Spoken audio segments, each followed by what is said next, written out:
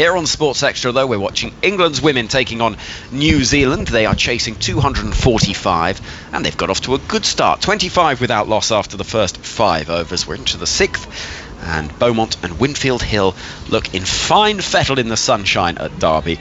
Alongside me, Georgia Elwis, England international, wearing an absolutely sensational pair of glasses today. What a belter. In comes Devine, bowling to Beaumont, who drives gloriously. You will not see a better shot all day. That is a wonderful cover drive. She liked it, didn't she? As soon as she hit it, she didn't bother running. She just turned around, marched away to the square leg, thought, yeah, put my shoulders out, chest out. She liked that one. Big stride forward and a booming drive away across this quick outfield to see the England score moving to 29 without loss. Collar turned up a la Eric Cantona. Tammy Beaumont enjoyed that. In comes Devine, left alone by Beaumont with an exaggerated leave. Everything she's doing at the moment, she looks like she's having fun with.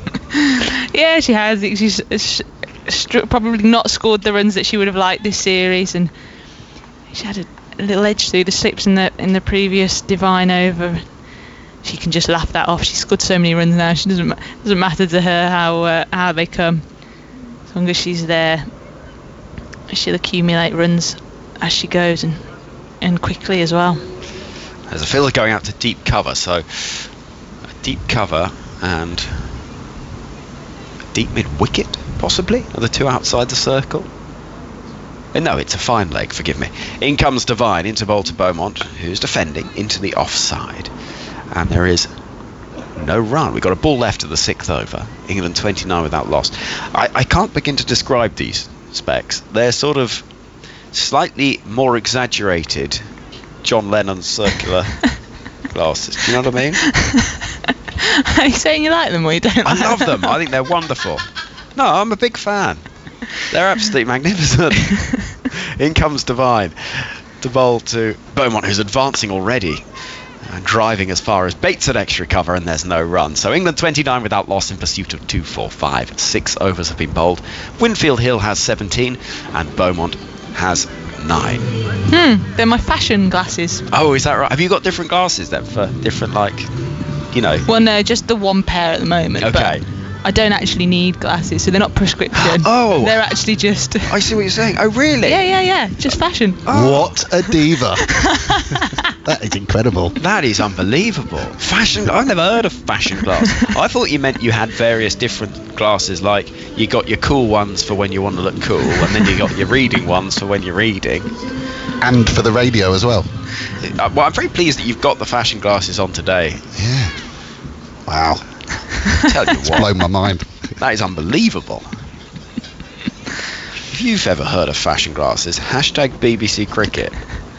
In comes Jess Kerr at the start of a new over to bowl to Winfield Hill, who'll get at least one into the leg side, down towards Hannah Rowe at long leg. Shadows just beginning to lengthen on this lovely late summer day in the East Midlands. 30 without loss. Phil's just shaking his head. He honestly, it's like somebody has come from the future. I'm trying to concentrate, but all I can think of is fashion glasses. It's just incredible. So they're just clear bits of glass. That's unbelievable. In comes Kerr to ball to Beaumont. Keeper standing up to the stumps. Driven, missed in fact, and through to the gloves of Katie Martin. England in a good position, but they don't want to give anything away here, Georgia, because it is a fragile batting lineup, as we've seen in this series. Yeah, England will know they need to elongate these partnerships. They've played cricket well in periods, and they've batted well in periods, but in order to do that in ODI cricket, we talk about doing skills for longer, and that's something that they certainly need to do here. Beaumont on strike, deep in the crease, will cut that ball behind square, down towards the fielder at wide third, and it is 31 without loss, midway through the 7th over of the innings. The other pair of glasses I have, actually, are blue light glasses. Oh. And these are what you're supposed to put on maybe late at night when you're on your phone and your screens, and it's supposed to stop the blue light going in your eyes. Interesting. Kerr is into bowl to Winfield Hill, who hits that ball authoritatively away for 4 runs, well in front of square on the leg side. and it crashes to the boundary. A back foot heave, really, and it's 35 without loss. Yeah, that's a dismissive shot, isn't it, from a player who's in good nick and probably frustrated with the scores that she's got. Scores don't reflect the form that she's in, and she'll know that, and she looks up for it today. Sure does. Winfield Hill moves her score on as this goes down the leg side. Wide signal, 36 without loss. I thought there was a seal in the back of the commentary box. I heard this extraordinary sort of roaring noise. I tell you, Hartley yawning. It's like one of those CDs you get of whale noise. I was going to turn around and throw a fish. It's unbelievable. I was quite concerned about what just wandered in. Here comes Kerr to Winfield Hill, who again goes for that same shot. Oof. It's well stopped. What a piece of fielding that is. Who's that? Amy Satterthwaite it is at mid-wicket, diving to her right and stopping that ball one-handed.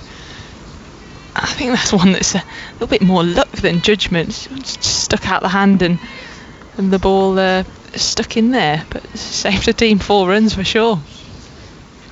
Winfield Hill is on 22.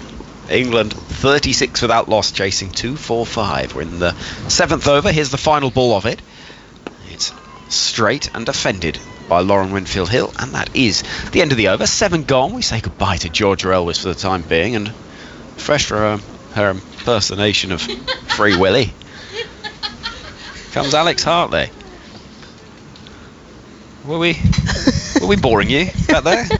What on earth was going on? I just hit a little wall. I thought I was going to have 5 minutes to myself. I've got the county championship on, and I nearly fell asleep. You hit a little wall, or you were balancing a ball. I couldn't quite tell. It was really extraordinary, that noise. Anyway, the county championship. We will keep you up to date with that because a 7th wicket has fallen in that game, and it is Lancashire requiring another 8 to win. They're 7 down against Hampshire. Commentary on the BBC Sport website and app. In comes Devine, bowling to Beaumont. It's clipped in front of square, into space. There's a chase for Hannah Rowe to try and get that ball before it reaches the boundary. She will just about hold it in at the second attempt. And Beaumont will get back for the second. So England 38 without loss. It's been a positive start from England. These two they've batted a lot together. Look very comfortable. Devine running in past umpire Milnes, right arm over. There's another positive looking drive from Beaumont, and this is an interesting sort of examination, I suppose, of the psychology of the England batting lineup, and the question, I suppose, is are they more comfortable chasing because there isn't the sort of uncertainty of setting, because when you're chasing, what you got to do. Devine is in to bowl to Beaumont with a slip in place. It's punched as far as mid-off, and there's no run.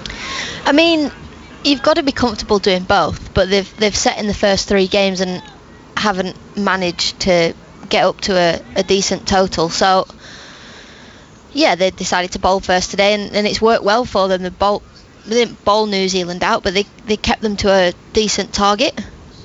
Devine bowling to Beaumont, back of a length, and defended off the back foot into the offside. And I suppose when you're chasing, at least you know how you can go about your batting innings. Even if you lose a couple of wickets, the run rate's at 4, so you can just chill and take your time a little bit, build another partnership. But when you are setting, you can get the panic setting and say, we've lost a few quick wickets, we need to now get some more runs. Devine to Beaumont, who plays that ball off the leading edge into the offside. And there is no run. But it'll be really interesting to see, because if say, for the sake of argument, England chase this down quite comfortably, and in doing so, the biggest score in the series so far, then that'll tell us quite a lot about how they are psychologically batting first, perhaps, as Beaumont defends. Back to Sophie Devine to finish the 8th over, 38 without loss to score. 2-4-5 is the target.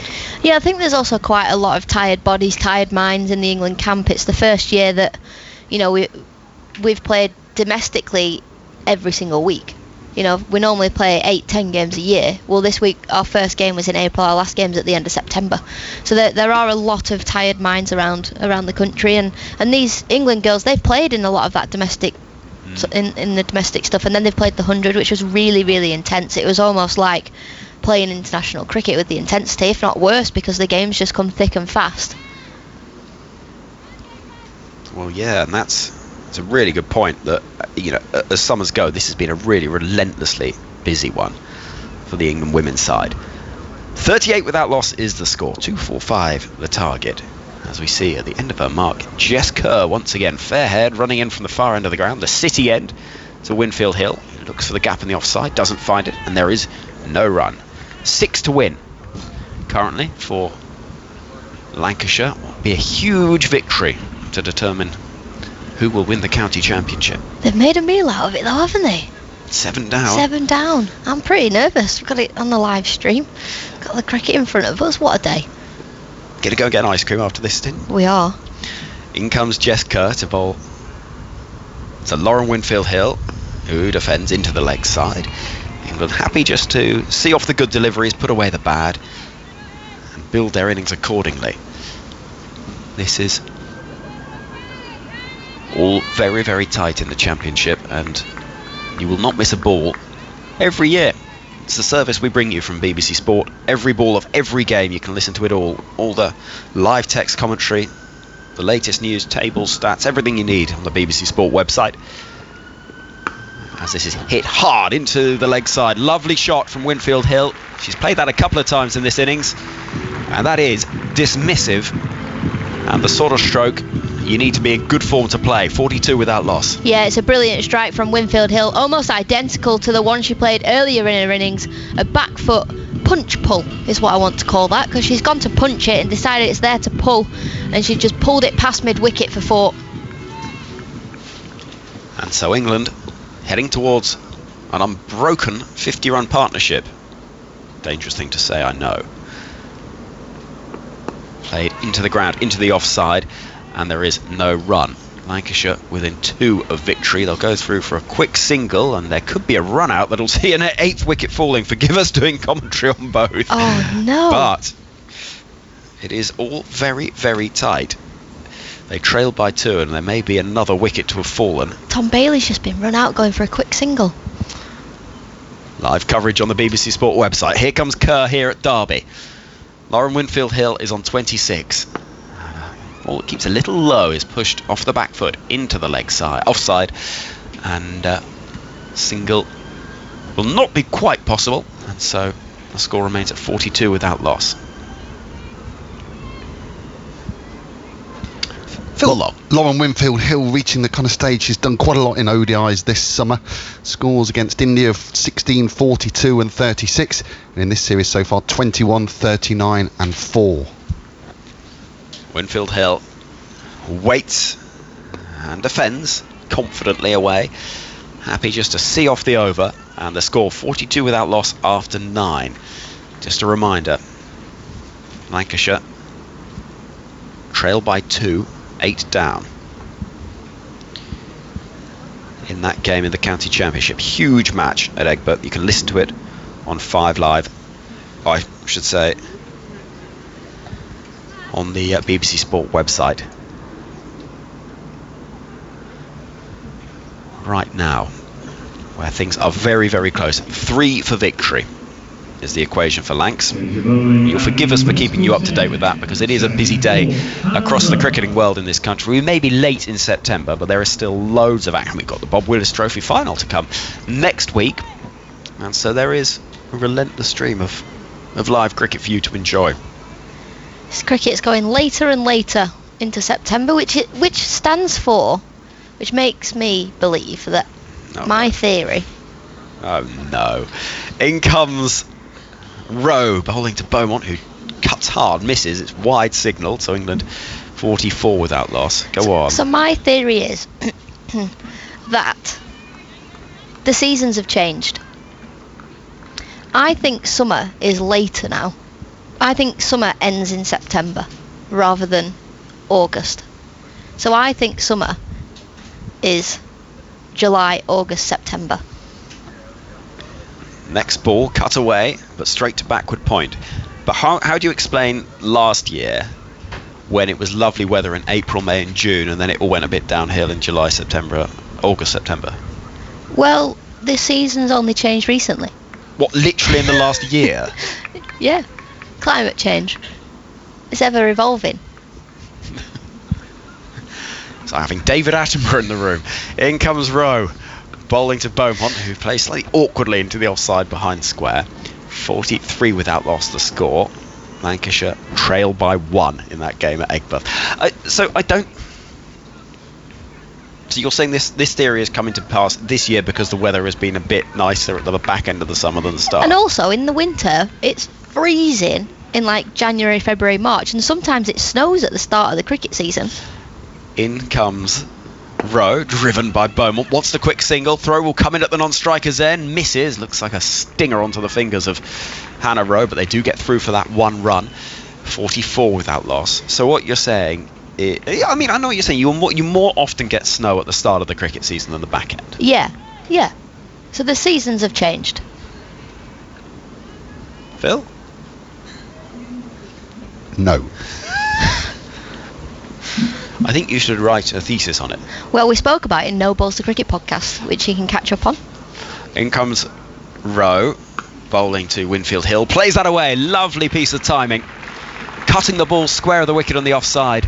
And finding yet another boundary. She moves to 30 and England 48 without loss. Yeah, Winfield Hill with a massive smile on her face, and rightly so. That was a brilliant shot.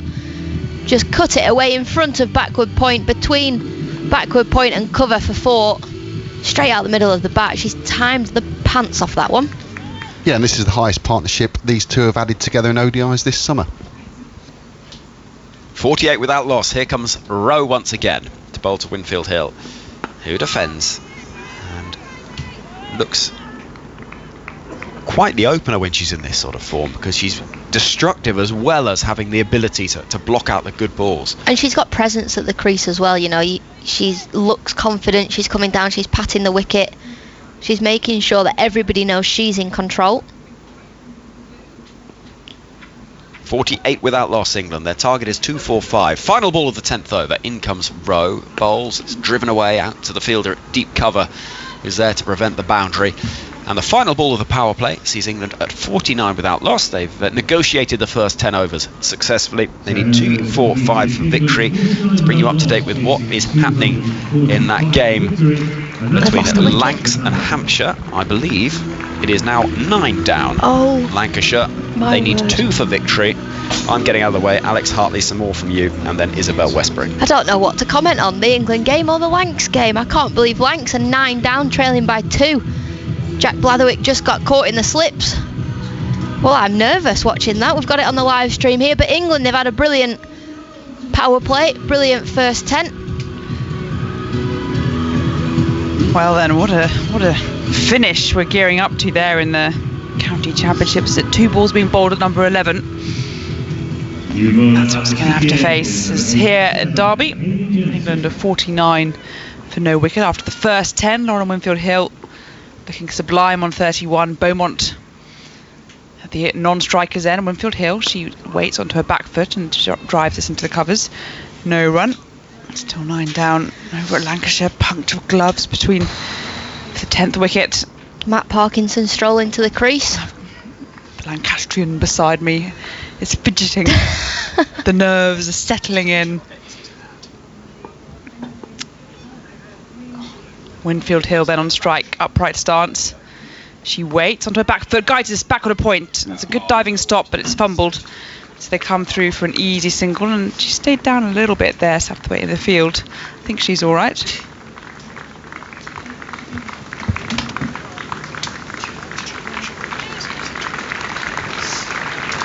And the 5 Live Sports Extra is going to go now to that finale at the county championship. It's a 4-day game, but for me it needs to be a wicket, this ball. You feel it has to be a wicket, this ball, because Villas will face the start of the next over from Liam Dawson. You doing this one or am I? You do it, mate. Shall I do this one? You do the next over. I know this is really, and this is the biggest decisions we've had to make. Here we go then. Here's Crane to Parkinson. It has to be this ball. He bowls. And he's forward. He's got it on the bat. And the crowd know that as well. Listen to that. And even Scott Reed got out the old low fist pump.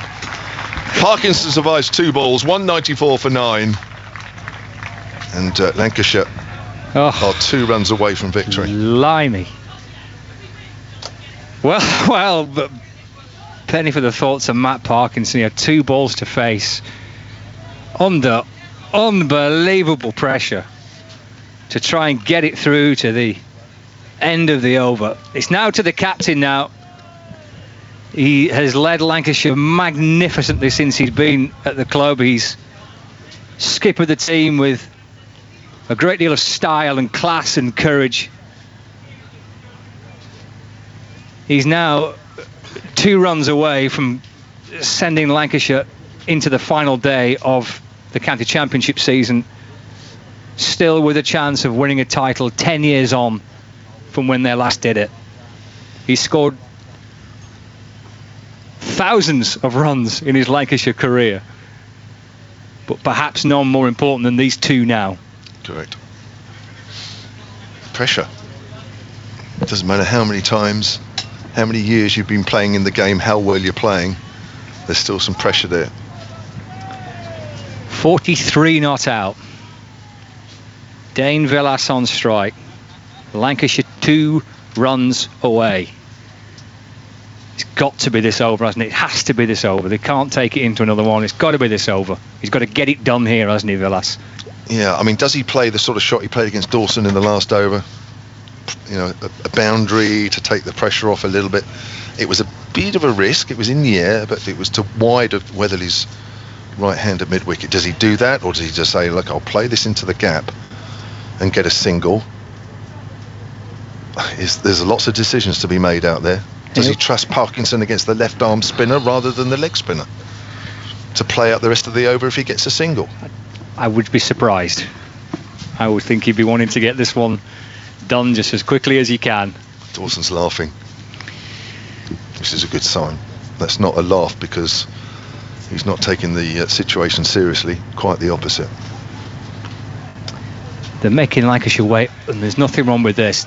Jane Vince, the captain, just making fielding changes, just keeping Villas waiting. He's got his bat rested on his right shoulder, Dane Villas. He's got Hampshire fielders buzzing here, there and everywhere, moving into position. I think we're ready. I think we're ready for the start of what could well be the last over of the match. 2 runs needed for Lancashire. Dawson to Villas. He goes back, tries to cut the ball. They think of taking one. It's stopped by Mason Crane. There's no run. Parkinson's halfway down, backing up. He wants, get me on strike, captain. I'll see it through. Villas says no. Dot ball to start the over. Dawson again, left arm around the wicket into Villas. He sweeps! He sweeps! He sweeps for 4! Lancashire win the game. The captain gets his club over the line to win the match, to stay in the race for this season's county championship title. It's not Hampshire's title this year. We started the week with 4 teams. Now we're down to 2, of which one of them is Lancashire. And it's their captain, their courageous captain, Dane Villas, who epitomises the team, who takes charge and the rest follow, who got Lancashire over the line to win the match, to chase down their runs with just 1 wicket left on a brilliant game of cricket. Lancashire are still in with a chance. They'll look to Edgbaston tomorrow, 10 years on from a dramatic victory against Hampshire here that kept Lancashire in the title race. A decade later, Lancashire have done it again. They've held their nerve against Hampshire. They've won the match, and they're still in with a chance of winning the county championship title. Well, first of all, congratulations to Lancashire. What a game that has been, and what a last half an hour it has been. And it sums up the whole season, certainly as far as Hampshire are concerned. All emotions going from one end of the scale to the other. You see the relief on Dane Villas's face there at the end, just walking around as as if a big weight has gone off his shoulders. Well done to Lancashire, but the disappointment you can see on the Hampshire players' faces, I think, will soon change. To get the season down to this point, to have the championship within their grasp, not all through this game, but for a chunk of it, that's for sure. But it's been a very good game, fitting, I think, of the season that we've had this year. It's been exciting, isn't it? There's no doubt about that. There's still some more twists and turns to come, maybe, but not here. But Hampshire have certainly played their part in what has been a very, very exciting game. And Villas is taking the applause from the crowd, and the crowd have loved this. Yeah, it's been a good crowd at Aigburth. It's served up a, well, frankly, bonkers game of cricket, really. It's been just a wonderful 3 days of entertainment. Lancashire have got over the line. Hampshire have been magnificent, and they took it deep just when we thought the game was done. They picked up wickets to keep them in it and to take it right to the end. But the Lancashire captain, Dame Villas,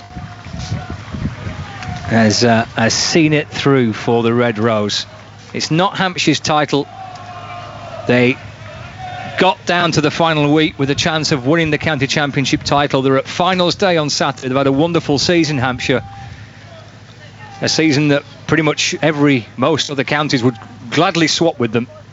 Just fallen short this year in the two formats, in the Blast and the Championship, just not to be in terms of a trophy. For Lancashire, well, they now look to Edgbaston tomorrow. They need Warwickshire not to beat Somerset. And if that happens, and Lancashire are county champions, if Warwickshire win, it will be Warwickshire's title. But she always looks so good at the crease, always looks so comfortable. But that was a decent ball from Hannah Rowe to dismiss Winfield Hill. Right then, Heather Knight. Good score in the first match. She's looking for another here. England have just lost their first wicket as we welcome back 5 Live Sports Extra listeners to this match between New Zealand and England. Rowe into Knight, and she turns this away, and she's going to run 2, I think. Fast between the wickets. No, she settles for 1. Off the mark straight away, turning it into the onside, down to mid-wicket.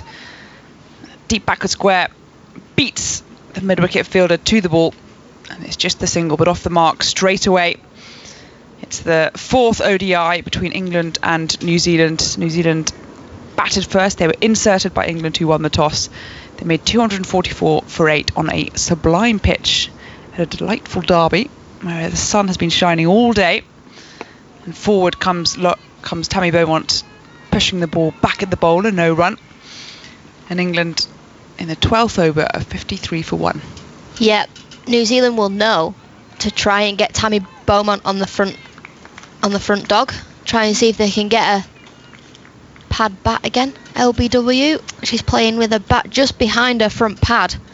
Thought she got out of the habit of that. Rowe into Beaumont, high back lift, and that's very straight, and they turn it on the onside. They're going to be a shy at the strikers end, non-strikers end. In fact, she's chosen to. Beaumont running through to where Rowe was standing and got back just in time. Throw was wide as well.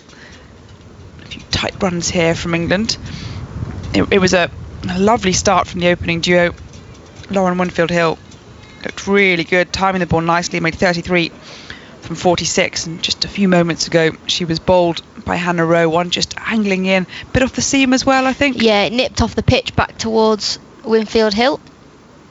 One slip in place then for Knight, and streaky shot into the offside onto her front foot. Point grabs the ball in front of extra cover, and there is no run. So 12 overs gone.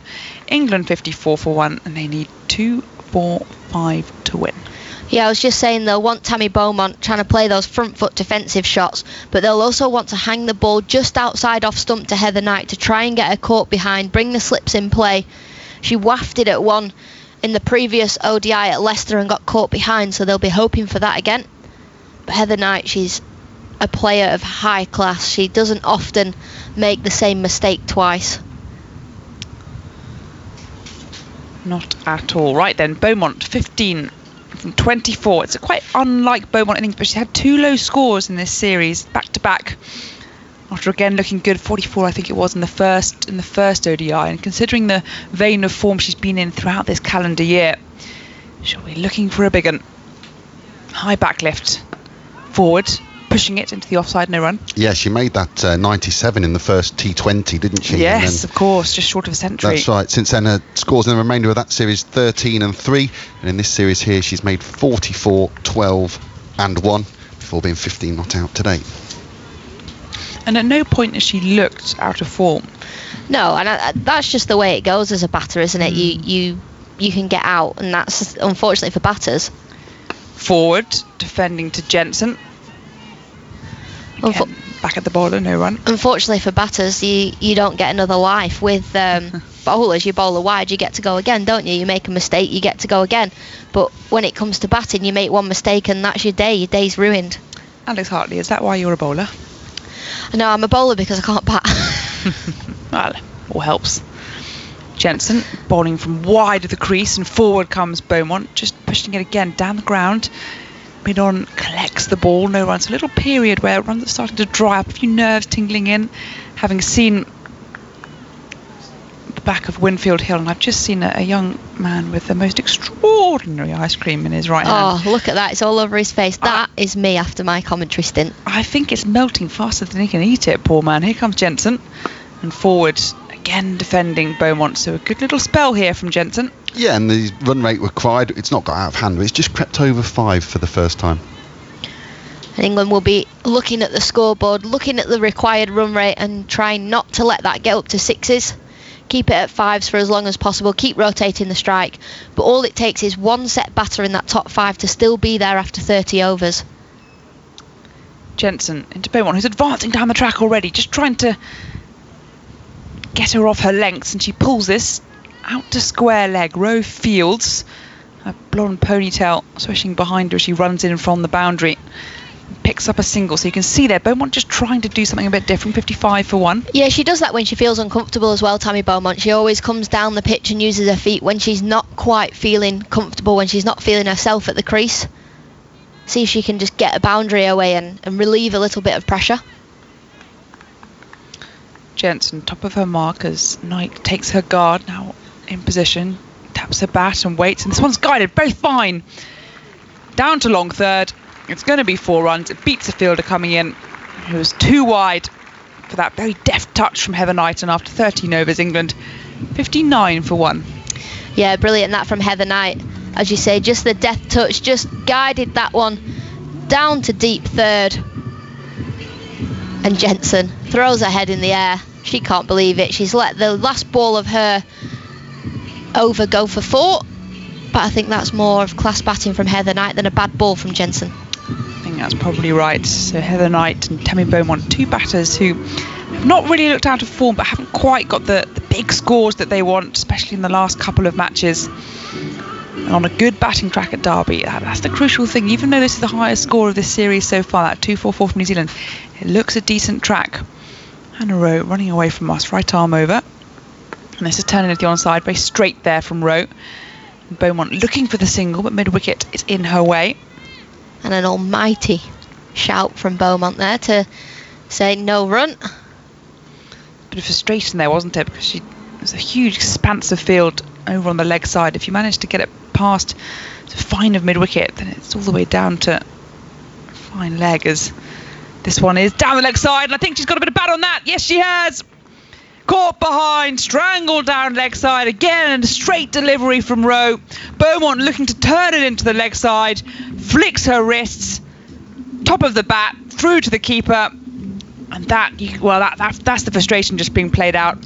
England lose their second, 59 for 2. Yeah, it's one of the worst ways to get out that. Down the leg side from the bowler Rowe. There's nobody at that fine leg region. We've got a deep square. She's just looking to turn it into the onside and gets a little tickle through to the keeper. Beaumont's frustrations continue. She goes for 16 off 31 deliveries. I was about to say before that dismissal, you know when Tammy Beaumont's in form, because with a field like that normally she'd play a paddle, and right. She plays that paddle so well when she's in form and when she's confident at the crease and comfortable to try and manipulate the field. So having been 52 without loss and looking pretty good, no wicket to fall in the first 10, Winfield Hill in particular, they've now lost 2 wickets in the space of 7 runs, Phil. Yeah, I was about to say, we've been here before, haven't we? We have been here before, and it's one of those situations where every single batter now is searching for runs. We've lost quick wickets. England have lost quick wickets. Nat Siver's been short on runs this series. She was rested in the last game. Yeah, Nat Siver's been ridiculously short on runs. Made 14, 4 and 2 in the T20s and made 2 and 1 before she was rested from the third one-day international. Yes, no reflection at all of the calibre of player. Everyone goes in and out of form, but she'll be looking to make that statement, and she'll need to if England are going to have a chance of chasing down that target. 59 for 2 in the 14th over.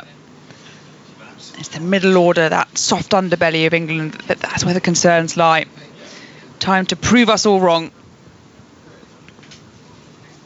Siver then on strike for her first delivery. Rowe in, and that one's a good leave. Pretty close to that off stump, that one. Well, there's 2 types of leave. Quite. Glad you got that one out. Well, I don't know how that's missed the stumps, in all honesty, but good leave from Nat Siver. Bit of bounce. Lucky for Siver.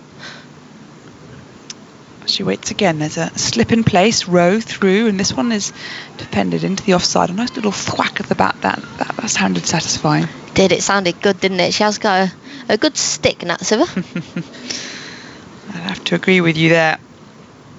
So her last half century was 74 not out against India in the first ODI over in Bristol. Didn't have a bad series of it, 49 in the final one, but since then it's been difficult in both the white ball formats. Rowe to Siver, and this one is cut into the offside, and she again picks out the fielder. Very tight fielding cordon in that offside ring. Point, cover, extra cover, all staggered pretty close in as well. Yeah, she's crunched that straight to cover. She needs to not let that frustrate her, because if that beats the fielder, that's flying to the boundary for 4. Rowe then, final ball of this over. And this one is cut, and this one is going to reach the boundary. No, it's not. There's a good hand there from Point. Again, she got really good bat on that. But Point managed to get her hand to it, and I mean, it didn't race down to the boundary, but she's off the mark, Siver, with a single. And Alex Hartley is going to depart for her long-lost ice cream, I would imagine, running down to the sunny corner of the ground. I'm sure that will pop up on social media at some point or another. 60 for 2 then after 14 overs, England. And Georgia Elwes is going to join me. I wonder if Elwes is ice creamed or not ice creamed. Not ice creamed yet. I'm hoping that I like that. I'm hoping that Alex brings me one back. It might be a bit. Oh, I tell you what, she's going to have to hurry. I mean, we had a moment ago, we saw a young boy down there who had a pretty big ice cream in his hand, and I reckon it was melting faster than he could eat it. So Hartley's going to have to sprint with that ice cream if she's going to get here before. It's around considering we're sitting behind the wicketkeeper. It's around cow corner, the ice cream van. That's a good dash, that one. Well, good luck to you, I say. Here comes Jensen, and this is full and pushed into the onside. For a moment there, fleetingly aerial. Bounced just once before a diving Satterthwaite to her left. Didn't pick it up cleanly, but she's there. She's in position in her eye line, Nat Siver. Siver on strike then. 60 for 2 England. Couple of quick wickets. Here comes Jensen again.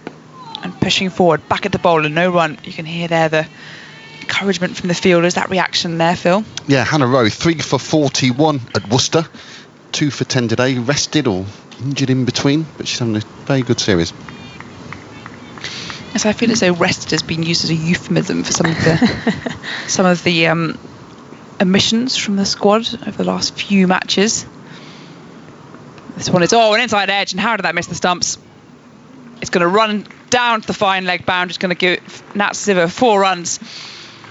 But it was one of those deliveries. It was just back of a length. She rose onto her tiptoes, came forward, tried to drive it. It wasn't there to drive. And a thick inside edge, which very, very easily could have clattered onto the stumps. As it was, it missed the leg stump and ran her down to the boundary. That's a lucky one.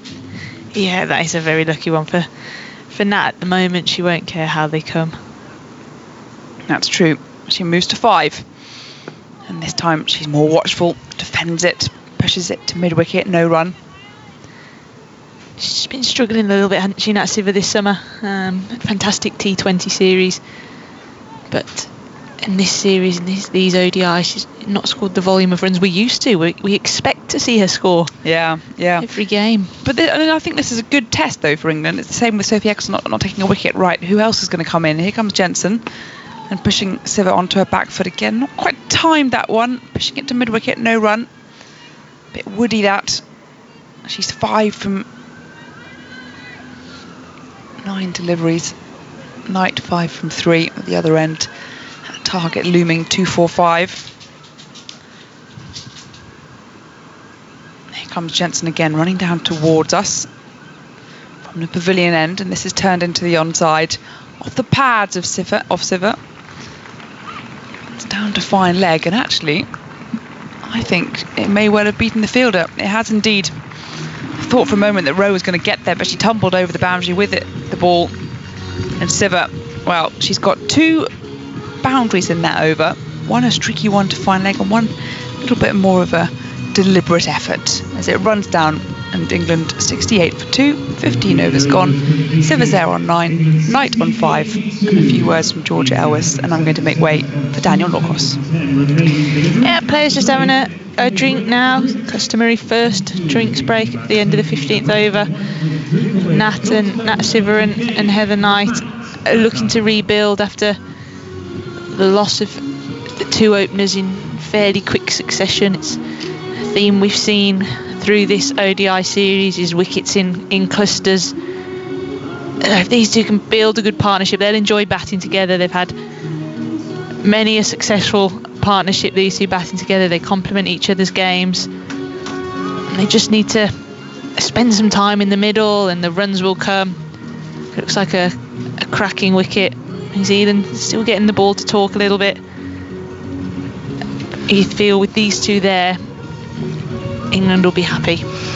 Wow, it's nicely set up though, isn't it? Because we've seen England's batting frailties so far in this 3 matches we've had so far in this series. And Heather Knight is England's leading run scorer, 113 she had before coming into this. Amy Satterthwaite is the only New Zealander to have more than her before the start of this game, so a lot rides, you think, on Knight and Siver. As you said, it's not been in the best of form. Then after that, we've got Amy Jones, who just had a 2, a 1, a 21. Sophia Dunkley, 5, 11 and 6. There's no Catherine Brunt today, who's been incredibly effective down at number 7. We've seen, actually, quite a lot of lower order runs scored. We had those records, didn't we? 10th wicket partnership, Tash Farrant batting really well down at number 11. And this, to me, Georgia, has been one of the features of women's cricket in the last 4 or 5 years. I've mentioned it a few times before, but when first watching women's cricket in earnest, I'd say around 2010, 2011,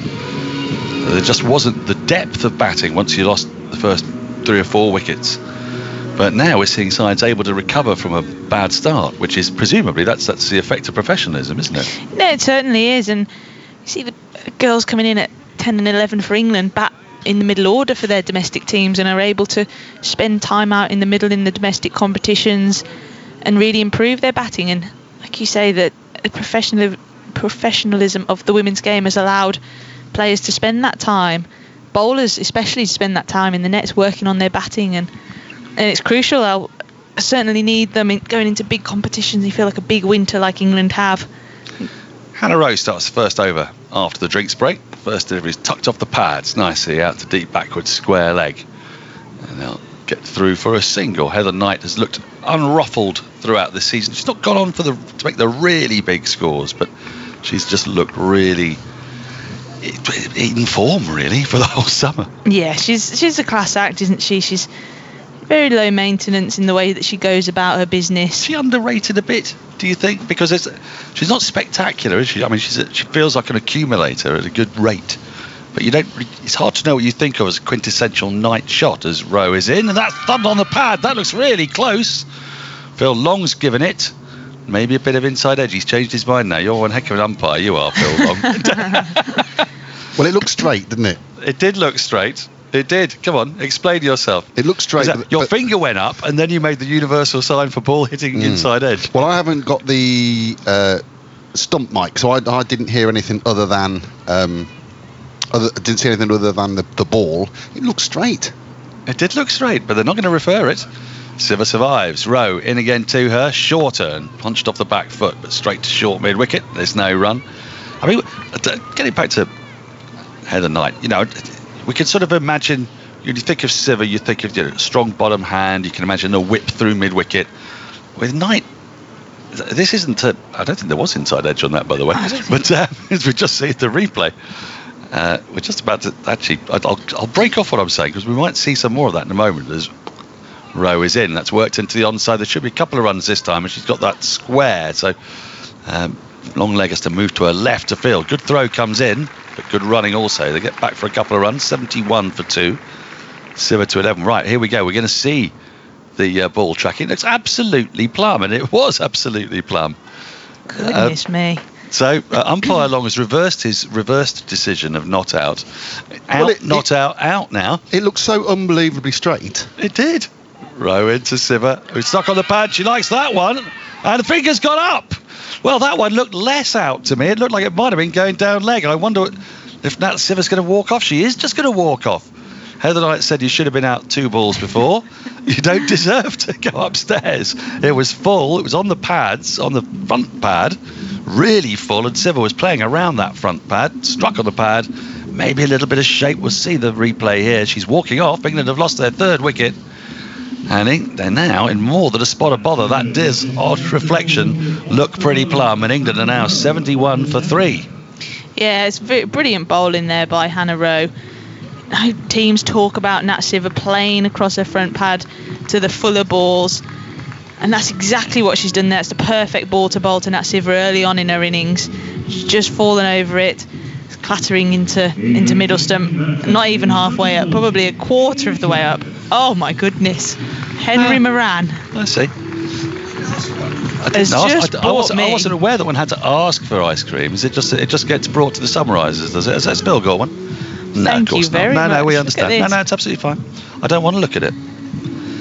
I'm turning away from you. I'm looking at Phil. Hello, Phil. Hi. Well, that was a strange passage of play, wasn't it? An LBW which was surely out, not given an LBW which is now out, and Hannah Rowe now has 3 for 13. 3 for 13. And England are in more than a spot of bother. They're coming towards the end of the 16th over. That target 245. They're 71 for 3. They've lost both openers, and now Nat Siva. So Amy Jones comes in with not a great deal of form to her name. 2 off 7 balls in the first match, 1 off 7 in the second. Nat Siva's horrendous form continues. Top score of 14 in the 6 innings she's played across these white ball games against New Zealand. Well, I never. Is that because they're bowling to a plan, I wonder? So Amy Jones faces up Hannah Rowe.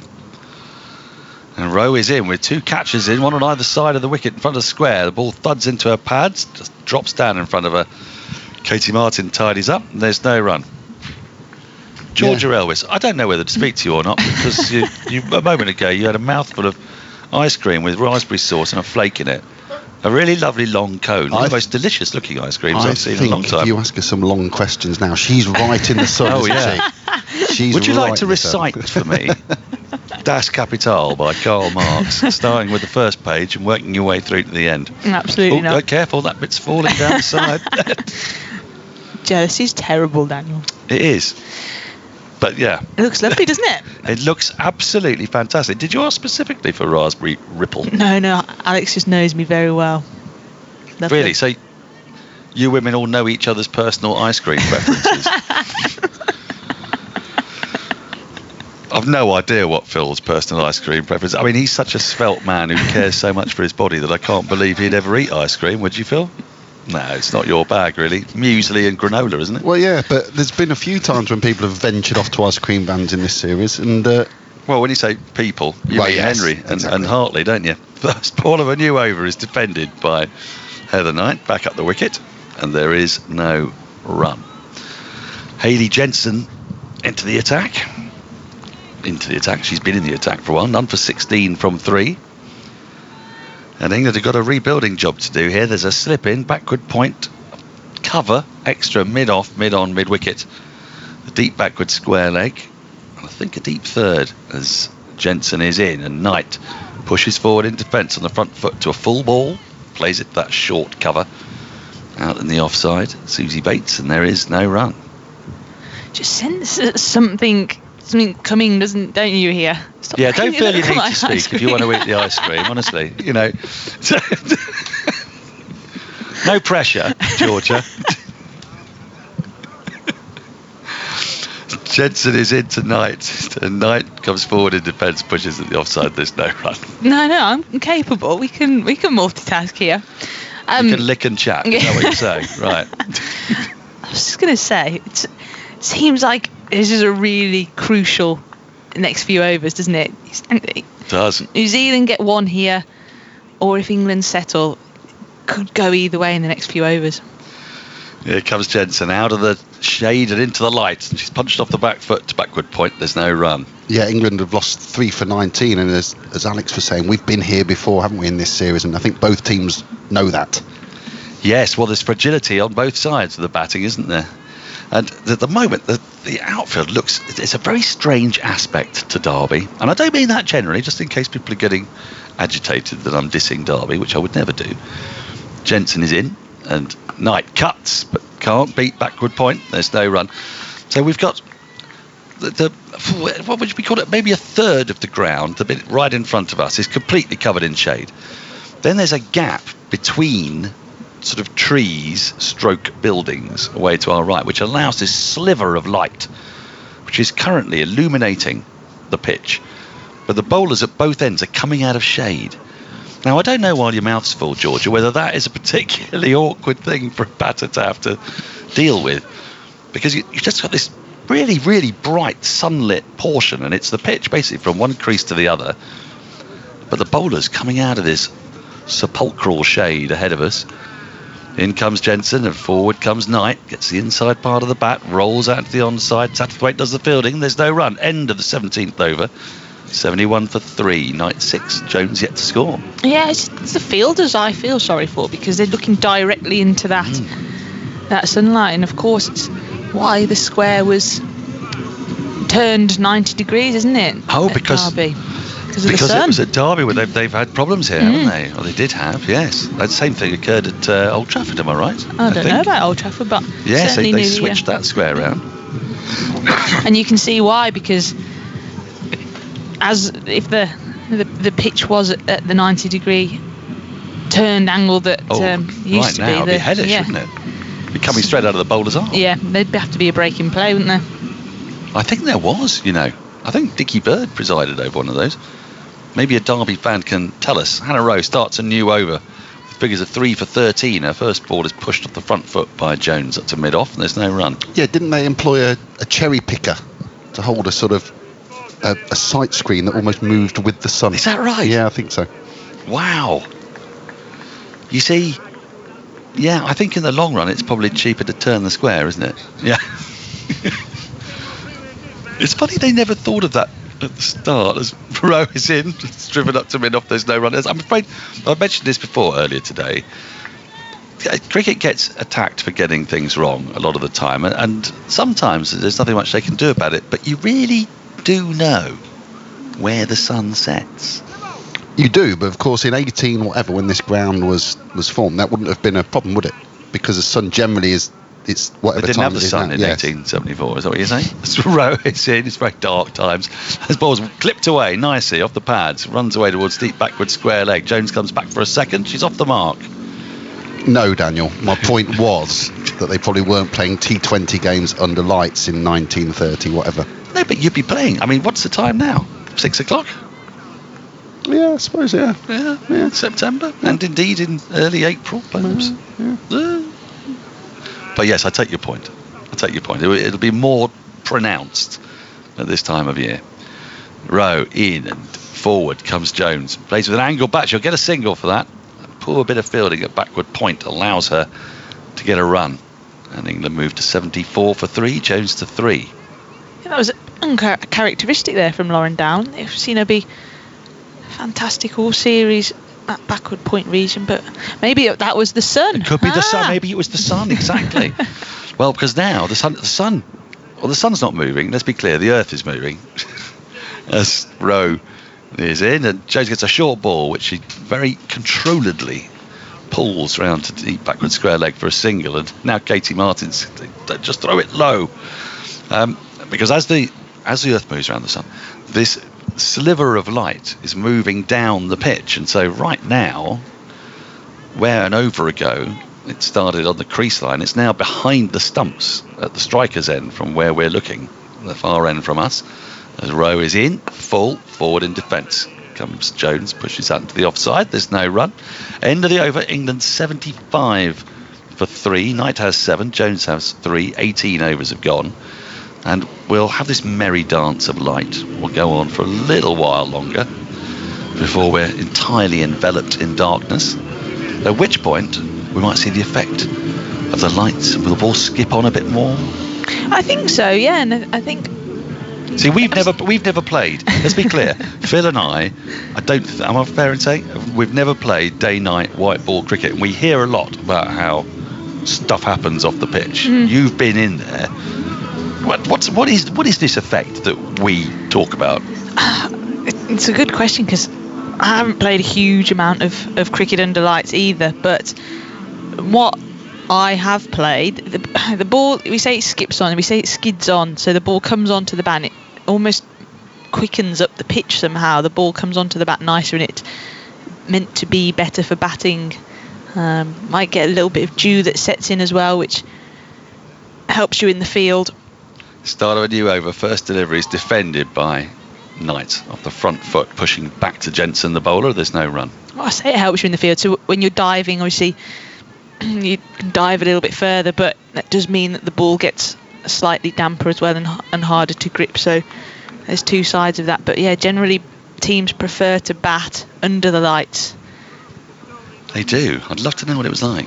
As this ball's full and driven into the offside. There's no run. I don't mean you haven't explained it. I mean, I'd like to experience it for myself. I played under lights in a square in Syracuse in Sicily at 2 o'clock in the morning once, but I think it's slightly different. It was concrete. With the cricket ball? No, it's tennis kind ball. of like, it's like a sort of tape ball thing, really. And that skipped on, I tell you. As Jensen's next delivery is on the pads, thuds into Knight's pads as she plays around her front pad, but there's a stifled appeal. There's no run. 75 for 3, the score remains. Yeah, I think that was one of Jensen's slower balls. I think it was the off-cutter just out the hand, just to grip in the surface a little bit. I think too high in the end for the LBW, and that's why they didn't go for the review. Down a touch as well, perhaps. 4 in the ring on the offside, 3 on the leg side. Extraordinary field as Knight defends on the front foot. Foolish ball, there's no run. We've got a really extraordinary field. There's a very straight mid-on inside the circle. There's then a pretty straight short mid-wicket, and then there's another mid-wicket who's nearer the edge of the circle. And a deep backward square. Now covers going back out. Maddie Green's heading out up by the scoreboard into the shade. So 3 in the ring on the offside now, 3 on the leg side. Jensen in, and Knight cuts but can't beat backward point. And there is once more no run. Yeah, I've seen some quirky fields from New Zealand throughout this series, but I think the idea between these two being quite straight on the leg side is to try and get Knight to have to manoeuvre the ball a lot squarer, and that means she's playing across the line of the ball, and that brings into play the LBW and bowled. Like you're thinking, but that's because we're at the last ball of the over. For some reason, this happens a lot. Deep mid-wicket has gone out. So the second of those mid-wickets come back in, and Knight just dabs a full delivery into the offside. It's fielded by Bates at short extra cover, end of the over. Is that a maiden? Yep, like successive maidens for Jensen. It's Jensen, is it? I don't know why I said Jensen. I was going to say, she suddenly turned into a Danish footballer.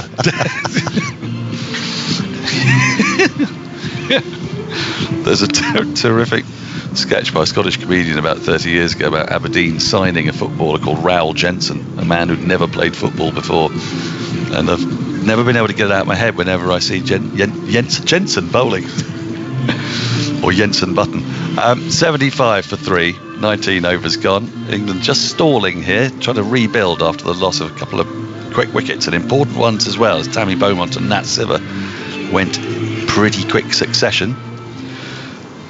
Start of a new over. Hannah Rowe's going to bowl it. Another one, 4 in the ring on the offside. Jones comes forward, pushes into that offside. There's no run. Oh, Henry, you didn't have to feel guilty to do it. I don't even like ice cream.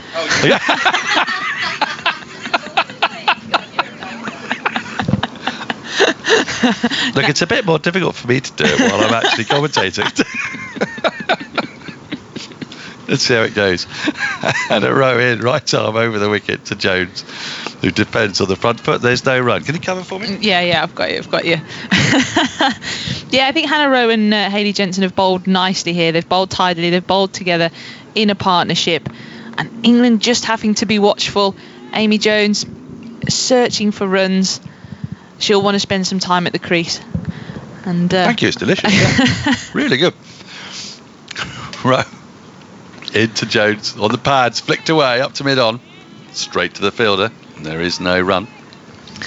Yeah, Amy's a fantastic talent. She's somebody who scored stacks of runs this year for the Central Sparks in the Rachel Hayhoe Flint Trophy. She was my captain at the Birmingham Phoenix, and she scored a majority of the Birmingham Phoenix runs as well. So just needs to get in. Yes, yeah. That's the thing. As Rowe is into Jones. Jones flicks in the air. She's been out that way before. She's got away with it as it goes up to mid-on this time rather than short mid-wicket where she's chipped 2 before and got out. 76 for 3. Amy Jones as the captain, she doesn't strike me as being the loudest captain. No, she's quite softly spoken, but her knowledge of the game is as good as any, and the view she's got from behind the stumps, being the wicket keeper, she can see everything that's going on in the game. So she was new to it this year. Row into Knight. Short, Knight pulls with control out to deep backward square leg for another single. 77 for 3. Knight moves to 8. But she commands respect because of the player that she is and the things that she does on the field. And I know the youngsters at the Birmingham Phoenix really looked up to her and the way she went about her business, and I think sometimes that proves you don't have to be the loudest. You can lead by your actions, and that's what she did this summer. Does she know your favourite ice cream? As Rowe is in, that's all cut at. She gets rather cramped, does Jones. The ball rolls back to the bowler. End of the over. England is 77 for 3 at the end of the 20th over. Knight has 8, Jones has 4. I'm going to go off and tend to this extravagant and genuinely delicious ice cream. Thank you, Henry Moran. It's very kind of you. And then it will be Isabel Westbury. So some more thoughts from you, Georgia, because I think Phil Long's also going to eat his ice cream. What about mine? Just sitting here with mine. I think England here, these two looking to rebuild. See, the run rate is similar to where New Zealand's was at this stage. They've lost the same amount of wickets. You feel like it's a crucial phase of the game for these two England batters, given what we've seen through the rest of this series. Crucial phase indeed. And this is driven back down the ground by Knight. She's now 8 from 19. Things have slightly stalled with the loss of those 3 quick wickets. Yeah, the comparison after 20 overs, England 77 for 3, New Zealand after 20 overs were 82 for 3. It's all one end. Hannah rolling through England's top order. See what I did there, huh? Very good, very good. 3 wickets to the tall, blonde, quick Hannah Rowe. She's bowled nicely, hasn't she? Yeah, bit of in swing, something off the seam as well. Lovely to watch. Rested for the previous game. Knight then, she's on 8. Here comes Jensen delivering wide through the crease, and Knight pushing it back down the ground. The shadow now almost entirely encompassing the ground. The floodlights are finally coming into their own. Only 20 overs in that they've been on sort of absolutely for no need. But hey, that is for something that, well, it's something that actually urgently does need to be addressed by the ICC and its regulations around one-day cricket, and especially in England, the day-night matches, as this has whipped off Knight's legs only so far as mid-wicket, running along the ground. See the frustration there. She'd set up on the run, decided against it, knew it had gone straight to the fielder. No run. Yeah, just 2 from the last 17 balls she's faced, Heather. Oh, ouch. So yes, 8 from 21. You can see her fidgeting a little bit. It gets to us all in the end. 3 dots of this over so far. Jensen. And this streaky outside edge. Down to long third. And she'll come and collect a single and end that run of dots then for Heather Knight. As she replays the shots. Now we'll just settle things a little bit. 78 for 3 then England. They're chasing 2-4-6. And George Elwes, how long have you had that ice cream for? A while. Remarkable restraint. I should let you just get on with it. I was going to ask you a question about the floodlights, actually, Izzy. Oh, yes. You may know, and I probably don't, being a player. I don't know the rules. Oh, shocking, really. Jones, she waits, and this is cut into the offside for a single out to cover point. 79 for 3. So do they come on at half-time so that it's the same in every ODI? So regardless, which for England, I mean, we're deep into September now, so the nights are starting to draw in. But at 6 o'clock, it's only just really when you think you might need the floodlights on, frankly. As Jensen is in tonight, and this is turned into the onside. There's going to be a single here at least out to mid-wicket. So they're starting to rotate the strike now, England. 80 for 3, 21 overs gone. George Elwes is going to depart, but I'll explain anyway that, yes, for these day-night ODIs that start at 1 p.m. in the afternoon, it's an ICC regulation that the floodlights are put on automatically for the second innings, which frankly in England at it would have been 4:30 in the afternoon. Well, it's like a summer's day out there, isn't it? Utterly absurd and a huge waste of energy, and considering that cricket will be one of the sports that's really going to suffer very quickly from climate change, I feel we should be doing something about it. Anyway, for the purposes of this match, we can think about wider issues later. Yes, we can. 21 overs gone, 80 for 3. You strike me as a recycler and a food bin girl and all of the above. Depends what mood I'm in. There are days when I'll come back and, I shouldn't divulge this on air to the public. I'm a very good recycler, of course I am, all the time. Kate Cross, so I've moved into her flat and she's had to label the bins for me. I can imagine. As Kasbrick is into the attack, reverse sweep. That's a lovely looking shot there from Knight. She's going to get a 4 for it. She beats the fielder at backward point, and that was a real full-fledged wipe of the bat. Knight moves to 14, 84 for 3. It's a shot she plays so well, Heather Knight, and something she goes to when she's trying to manipulate the field. And the backward point fielder's just dived over that, but straight out the middle of Heather's bat. And it races to the boundary for 4. Kasbrick into Knight, and this one's a bit straighter, and she just turns it round the corner out to deep backward square for a single as she runs through, holding her bat like a baby in a very Knight-esque way. It's a very distinctive way that she runs between the crease. She holds the toe end of her bat. I've never noticed Have you not? that. Nobody else does it. It's almost as if she's rowing with it. Do you know the machines in the gym where you can use your arms to kind of cycle? As Kasbrick is into Jones, and this is driven nicely into the covers. Is that going to be 4? I think it is. Going to beat the fielder at cover point. It is. So productive over from England so far. In 3 balls, they've got 2 4s, 1 each to Knight, and now Jones, who's just starting to settle. 89 for 3. She moves to 9. Now, when Knight runs, so she holds the toe of her bat in one hand, and she kind of goes in a sort of backward and forward cycling motion almost. I'm praying for a single here so I can watch it. Kasbrick into Jones, and she's leaning forward, just playing this softly backward point. They're going to have a string of dots and obvious 4s now, of course. Yeah, obviously. 89 for 3. We do fitness testing, and in fitness testing you have to run between the wickets as fast as you can. Kasbrick to Jones, flighted and driven nicely into the covers. Woman on the boundary, running over to backward point, picks it up, and there's a single. And you have to do 1 turn to your left hand side and 1 turn to your right hand side. Right. And I've never I turn blind when I'm playing cricket, so I always... You're not supposed to admit that kind of thing. Nope. International cricketer as you are.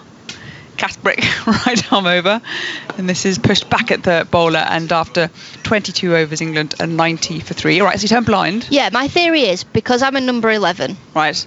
The batter that's with me will tell me if it's 1 or 2. They always shout 2, so right. I need to turn to the side which is quickest, so I know that I can get in and out. So when it comes to fitness testing, I've got to turn the other way. More often than not, I trip over my own feet, don't grab my bat, and I can't do it. Is that your excuse for the scores that come through then? Yeah. Although I'd have put you right at the top there. No, really slow between the wickets. When I've got pads on, my knees go in and my feet go out, and I sort of waddle between the wickets. I've got an image of a penguin.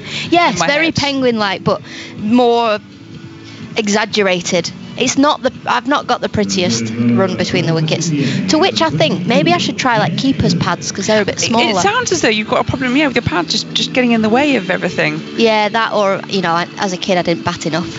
Never practiced running And between then as an the adult? wickets. Well, there's no point now. It's gone. I disagree. There was a period of time where England, the only time they lost a match was when you were out. You were not out for about, 7 or 8 matches at one point. Here comes Jess Kerr, and forward is Amy Jones, pushing it into the offside. She's on 10, no run, 90 for 3. Well, if we're going matches rather than innings, I reckon it's about 30. A string of 30. You got a string of 30. See, I knew it. Yeah, I always used to love coming off after batting, and you'd have tweeted Hartley left stranded shy of a 50 again. Well, it became a bit of a thing, you see. It did. Just whenever England won, you didn't get out, and it's almost like a sort of totemic performance. As in comes Jess Kerr, and this is driven into the covers, and there is no run. Of frustration there from Jones as she swings down on her bat, replays the shot. Nervous times out there. They're chasing the highest total of this series so far, 245 to win, and it did look like a good pitch, but we've seen some good bowling from New Zealand after having been wicketless in the first 10 overs. Hannah Rowe came roaring back with 3 of her own. Here comes Kerr running towards us, and this is cut. It's a very narrow shot there from Jones, making room for herself, but couldn't find the gap in the infield. Hello, Phil. 10 off that opening Lee Kasparek over. The run rate required just slowly edging up now. It's now 5.6 and over England require. Okay, so with these two at the crease, not unmanageable. Remember Danny Wyatt's down there, Catherine Brunt have both got 50s of recent. No, Brunt's not playing today. Brunt's not playing today. Ah, see, missing from the bowling, but crucially perhaps from the batting as well. Jones forward, streaky shot, outside edge, runs down to long third. I'll come through for a single. Did you see the way Knight ran there? No, I was just looking at a message actually that I got. Are those ice creams you and Henry are getting bigger? Oh, or maybe you're getting smaller. Oh, well, I hope so. Probably not the way you're eating those ice creams. Yeah, that'd be one way to do it. Yeah, well, tactically didn't have the tagine. Is that what it's called? Tagine? Yes. Oh no, you didn't have the lamb tagine. Here comes Jess Kerr, and full and just dug out by Knight, running down to long third. Again, that woman, Kasparek, is being kept busy down on the boundary edge, single then, 92 for 3. But that would have been your first tagine, because we had the discussion before that you'd never had a lamb tagine. So you eschewed the opportunity. I did. I can't believe it. For an ice cream, and I did meal prep last night, so I've actually brought my own food today. My kingdom for an ice cream. Being the athlete that I am, I thought I'd meal prep. And did you actually eat that meal? No, it's in the fridge. Right. Here comes Kerr, and this is just past the outside edge, and that's just spat up. And hit the keeper there, Martin in the head. I think she's all right. I think she might actually have to have a look at this, because I think it's hit her in the helmet. They're going to have to do a concussion. Well, she's running to the other end. She's going, I'm all right, don't worry about me. I think that's always the danger, isn't it? When you're standing up as a wicketkeeper and the ball just pops off a length. Now, more often than not, the keeper gets hit. I wonder if Phil might know this, but I mean, for a batter, if you get hit in the helmet, you have to have a concussion check straight away. So is that not the same with keepers? Yeah, I think that hit on the shoulder, didn't it, on that occasion? I think it's just popped up. She looks okay. All right, I'll take your word for it. Kasparek then is going to continue from the racecourse end. Here she comes, right arm over, England 92 for 3, and this is, well, that's a short and a wide delivery, and in fact it's called wide. Down on one leg comes Knight, trying to sweep it. Didn't get to it in time, but hey ho, it's 1 run to the total. Kasparek trotting in. 10 conceded from her first over, and this one's streaky from Knight. Big step forward, running off the outside edge. It's going to run down to the long third boundary. The fielder's just about caught up with it, down before that padding at the boundary rope, and they'll come back for 2. A streaky 2 for Heather Knight there. Just looking to drive the ball through the covers, get us a thick outside edge. Knight's just having one of those days where she's not quite middling it, not quite timing it, but she's still in there. This is the hardest ones to persevere, and she's turning this into the onside as she runs through in a distinctive way through to the non-strikers, then having turned it into square leg for a single. Did you see that? I did see that. There you go. We've got a player that plays for the Thunder team called Laura Marshall, who definitely hoovers while she's running I between like the this. wickets. She wafts her bat. 96 for 3. Lee Kasprick is in and pushing Jones onto her back foot, cuts this nicely into the covers, cover point fields, and there's a single to the total, 97 for 3. That action reminds me of if you're have difficult seeing things, if you're blind, you have a stick in front of you and you use it. It reminds me of that in a way, as this is a reverse sweep and Knight there just very deftly touching it down to the long third boundary. They're going to come back for 2 again, so this is good from England. They're starting to rotate the strike on the cusp of 3 figures, 99 for 3. Knight moves to 21 from 30. Jones is on 12. Yeah, clever batting from Heather Knight. That just the delicate reverse sweep. She played the reverse sweep hard and hit it for 4 earlier against Kasprick, but there she's just played the reverse paddle. Gets 2 for it. Kasprick over the wicket, flatter delivery, and again Knight onto her back foot into the covers, just cutting it there, and that's the 3 figures. You can hear the applause from around the ground. 100 for 3, and these two just starting to settle. They're finding it quite easily against a spin of Kasprick. She's pushing it around. Very happy here, these two. Kasprick, Fuller, full toss in fact, and that's a full bludgeon shot, but straight along the ground, 2 extra cover. Jones is frustrated, and as you would be with a full toss from a spinner. Dot ball to end the over, 24 overs gone. England 100 for 3. Yeah, Amy Jones there gets the full toss and hits it straight to extra cover. Throws her head in the air. She can't believe she's just picked out that fielder, but she hit it along the ground. Because we all know that 33.3% of full tosses get wickets. This is statistically proven in the school of Alex Hartley, mathematics. Georgia Ellis backed me up last time she was on there as well. Then it must be true. Then it's true. Then it must be true. Who am I to disagree with England cricketers, eh? I like that idea though as well. My theory was just that every spinner, all their wickets are down the throat of long on. So my theory is, I've had a lot of theories today. Oh, I like that this. Every spinner Could be a philosopher, you could. gets wickets off full tosses. Yeah. Except for me. Mine go for 6. I don't think I've ever got a wicket from a full toss. That can't be true. I don't remember them anyway. Yeah. Well, I'll leave our listeners to ponder on that one. I might have had one this year actually, I've just thought of it. You're not supposed to disprove your own theory within 2 minutes, within a minute of having said it. While we talk about spinners, Lee Kasprick has come on. She's bowled 2 overs for 18. Been expensive. Kasprick. Yeah, couldn't quite find her rhythm. Jessica's going to continue bowling her 7th over now, 0 for 27 from the pavilion end. Another streaky shot there from Heather Knight. Again, along the ground, backward of point.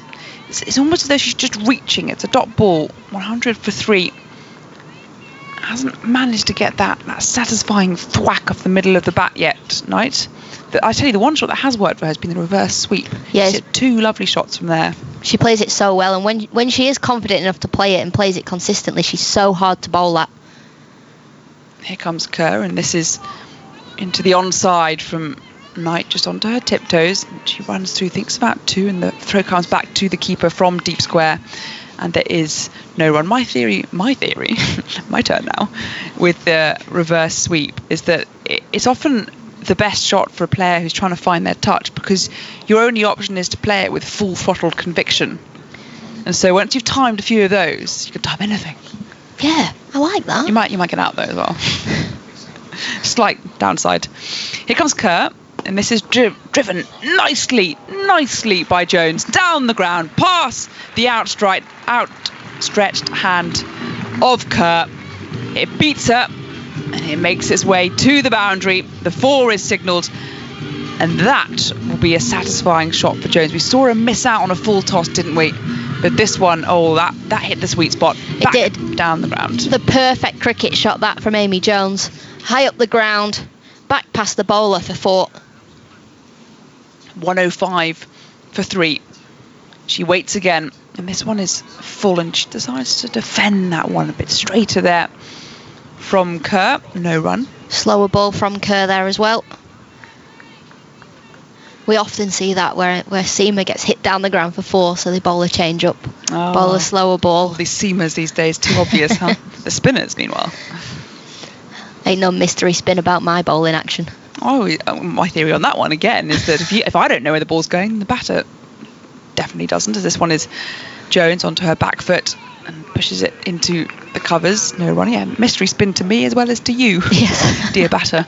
Thanks very much. 105 for 3. So one more ball until we've reached the halfway stage. And remember, 244 was the total set by New Zealand, the highest first innings total so far. This is the first occasion that New Zealand have batted first in this series on what looks like a good deck. The shadows are setting. Here comes Kerr, and this is driven nicely into the cover, square of the cover by Jones, out onto the cover point boundary. And with that, we're halfway through the allotted overs.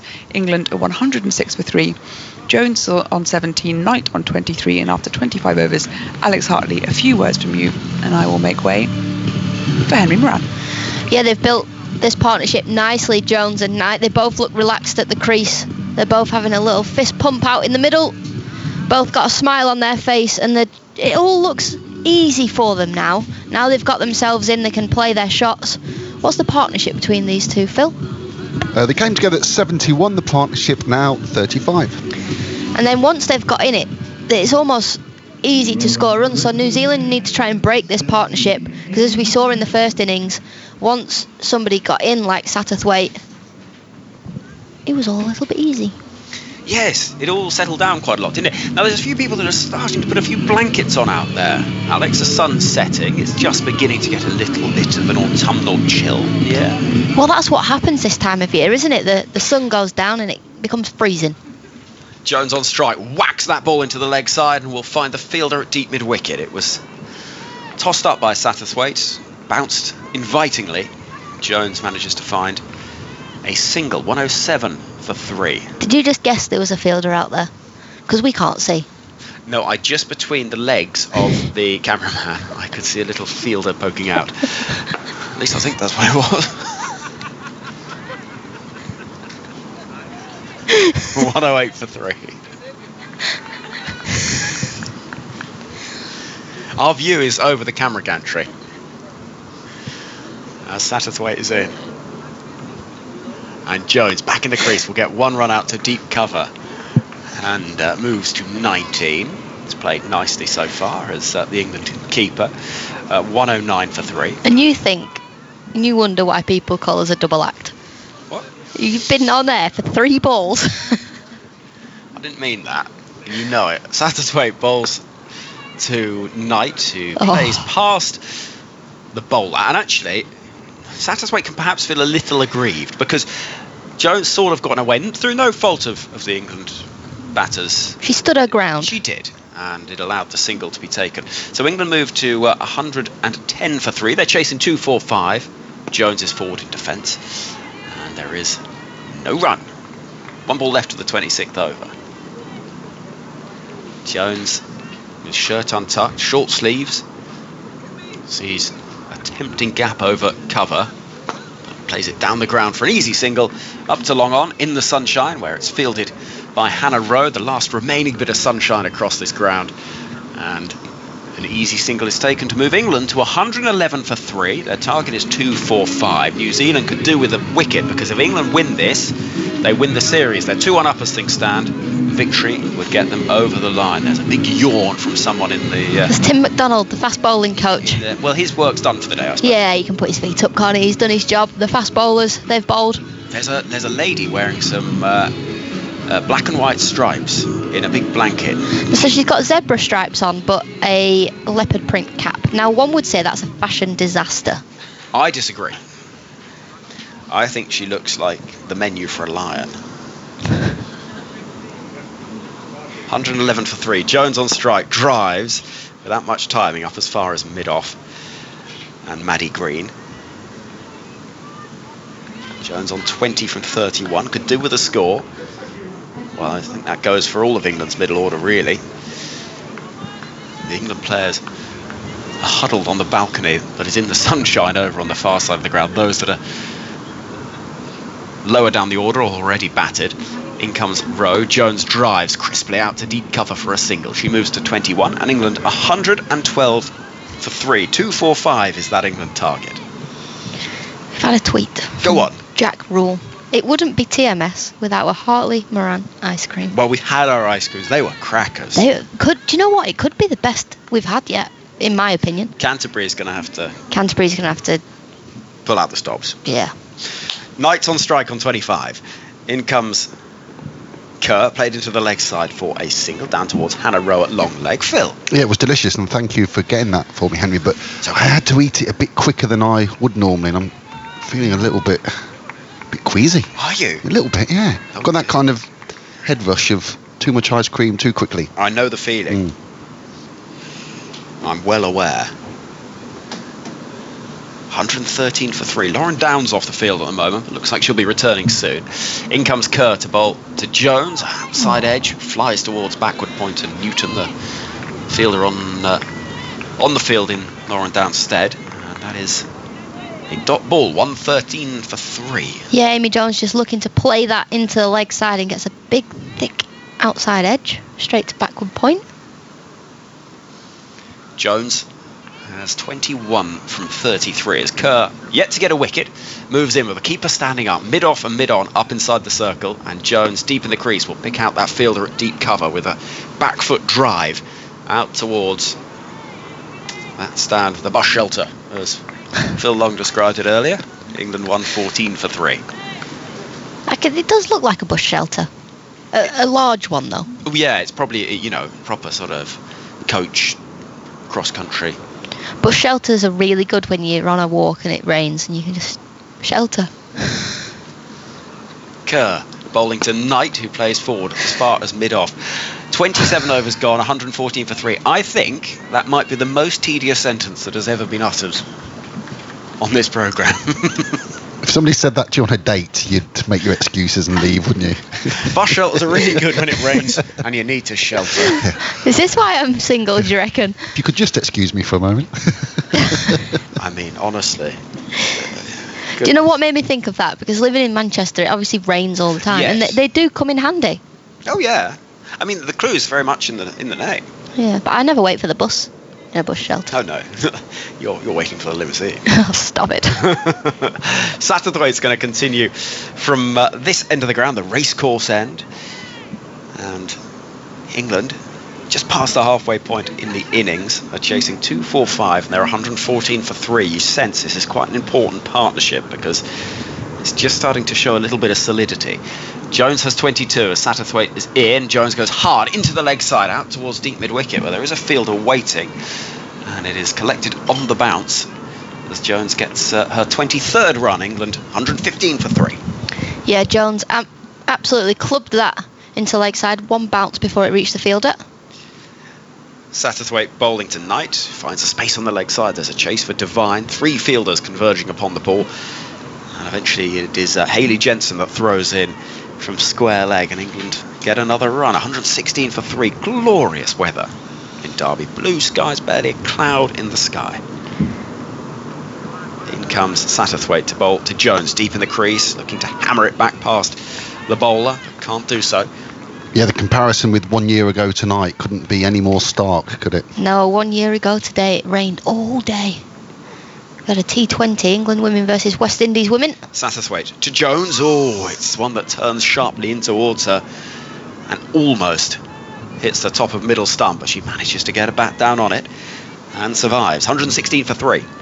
She's done well there to get a bat on that. It's sharply turned off the pitch. Jones forward, clipping the ball up towards long on, gets the single, moves to 24, and England 117 for 3. And now Amy Satterthwaite has had that ball gripping the surface. It plants that just a bit of doubt in the batter's mind. Is this one going to turn? Is it not? Do I need to play for the turn? Do I not? Satterthwaite in. Knight sweeps. It's in the air. It's going to land safely between 2 fielders running around from fine leg and square leg. It wasn't perfectly in control from the England captain, who will keep the strike at the end of the 28th. 118 for 3. As we bring you news earlier on, or we did bring you news of that Lancashire win by 1 wicket. What a thriller. And so the equation in the county championship is they will be county champions unless Warwickshire can beat Somerset on the final day tomorrow. You'll hear all of that game on 5 Live Sports Extra on the BBC Sport website. Does it look like Warwickshire are going to win? Well, the latest on that, I will bring it to you, the latest score we have, because things have been changing all the time over the last few days. A really thrilling round of matches, actually. And the latest we have is that Warwickshire are 179 for 1. They lead by 157 runs. Dom Sibley hit a 69 ball 50 with 2 sixes in there. So they've got to bowl the opposition out tomorrow. Declare and bowl, basically. Devine is in, down the leg side, horribly, and it'll be signalled wide by umpire Anna Harris. 119 for 3. So that is the state of play. They lead by 157 runs, so they'll go for it in the morning session and see. They'll play a little bit of a game of, well, how long do we give it that we can bowl them out? In comes Devine, bowling to Knight, driving as far as Bates in the covers, and there's no run. You know, we spoke about how your theory earlier that the seasons are changing. Yes. Well, John's been in touch. Here we go, John. And he's got a response. Knight is on 28. Devine bowls. That's nicely played into the leg side in front of square. There's fielder at deep mid wicket to pick up. The throw comes in, but they'll pick up 2 runs, will England. This partnership building all the time. And it moves forward to 121 for 3, the England score. Knight goes to 30. And that is the 50 partnership. It's come from how many balls, Phil? I'll give you a moment to top that up as in comes Devine to bowl to Knight. Quick ball outside the off stump that goes through the hands of backward point. I think it's Tamsin Newton fielding there who can't quite cling on. 122 for 3. 37 plus 38. Yeah, 75. There we go. What? It was the... Oh, it was on your monitor, Yeah. was it? Okay. In comes Devine to bowl to Jones. It's in the air just to the left of Susie Bates in the covers. It was not controlled from Jones. She does get a run. It goes out into the deep. She moves to 25. Has a wry smile as she knows she's got away with one there. England 1, 2, 3 for 3. I know I'm good, but I don't count how many balls the batters have faced and keep it at the top of my head. I know I'm good. I'm good at maths. I'm rubbish at maths. That's why I had to get Phil to do 37 plus 38. Here comes the next ball from Devine, pushed out as far as mid-off, and there is no run. So John emails and says the boundary between summer weather and autumn weather has definitely got a bit later where I live in southeast England in recent years. I can more or less guarantee that the point in early September when the supermarkets remove all stocks of weed killer from the shelves, because they've always done it then, is the time when the large number of weeds start to reappear. Well, that's a good way of judging it. As Knight pushes into the offside, we'll pick up a single. And England are 124 for 3 at the end of the 29th over. 245 is the target. It's these little things that you use as metrics to work it out. Yeah, I like John. Me and John are going to get on just fine. Terrific. Well, there we go. That's one in support of your theory. Alex's theory is that summer is getting later. It is, and it's a fact. Look at the glorious day we've had today. It's the 23rd of September. Well, absolutely. It's been a lovely, lovely little period of weather that we've enjoyed. Where's Alex? Oh, it's the end of your stint. Sorry, she just started waving at me and disappeared. I thought it was something we said, Phil. In comes Satterthwaite to bowl to Knight. That's nicely played. Whipped away and out towards the boundary. And 4 runs scored. That's well played in front of mid-wicket. Knight just advancing, clipping that ball away. And England 128 for 3. Georgia Elwes, hello. Hello. Sorry, me and Alex are having a nightmare at counting today. But I'm here now. You're here, we're all set. And England are in a good position at the moment, but they need to be wary of this partnership. Ensuring that it stays together. Satterthwaite bowling to Knight, who's beaten with a wafty drive outside the off stump. What have you made of the way that these two have approached things? We'll get some thoughts after this next delivery as Satterthwaite prepares to bowl again, mid-off and mid-on, up inside the circle. very straight mid-on. As Knight on strike waits and is forward, driving straight to that fielder, Hannah Rowe, and there is no run.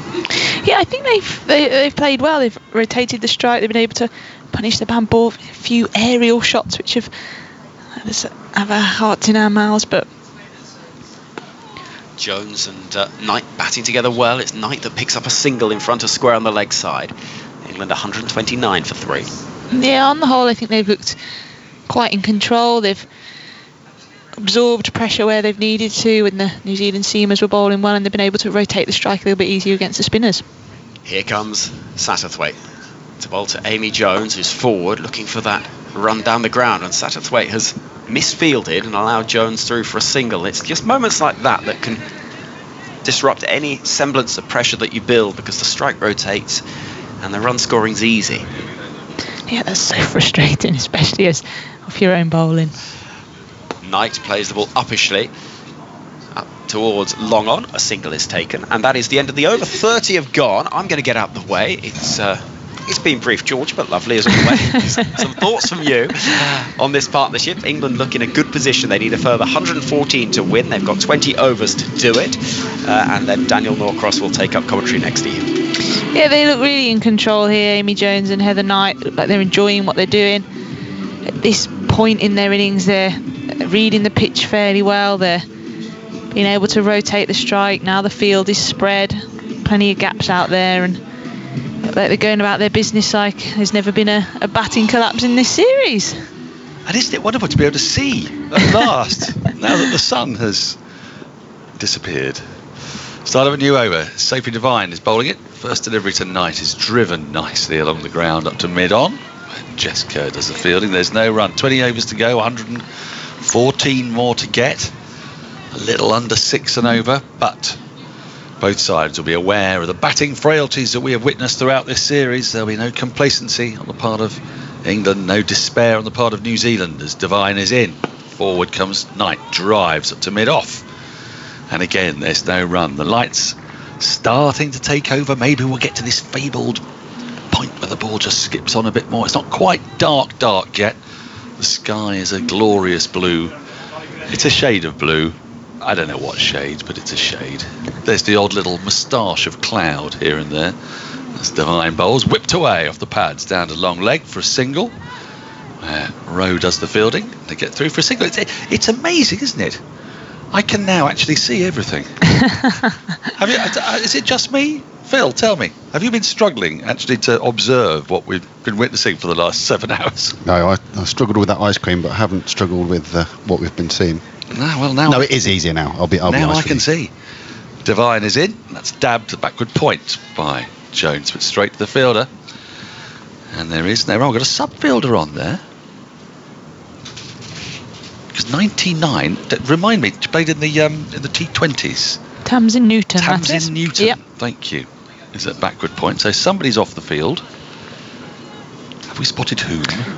Ooh, yes. Well, Lauren Down was off earlier. I think it's still Lauren Down. She would have been at backward point, wouldn't she? Normally, as Devine bowls again, short, and that's pulled nicely by Jones out to deep square leg for a single. A rare attempted bouncer, or just a short one dug into the pitch by Devine. And Jones picks up a single. She goes to 27. Knight has 39. England 133 for 3. Going along comfortably enough. This partnership worth 62 now. As Devine is in. It's clipped away off the pads. Out to the same fielder. Out at deep square leg. Brooke Halliday. They get through for another single. How many off that over? 3 singles? Thank you, Phil. 134 for 3. 19 overs remain. Knight up to 40. Jones has 27. Jones now in a way, for the sort of first time in this series.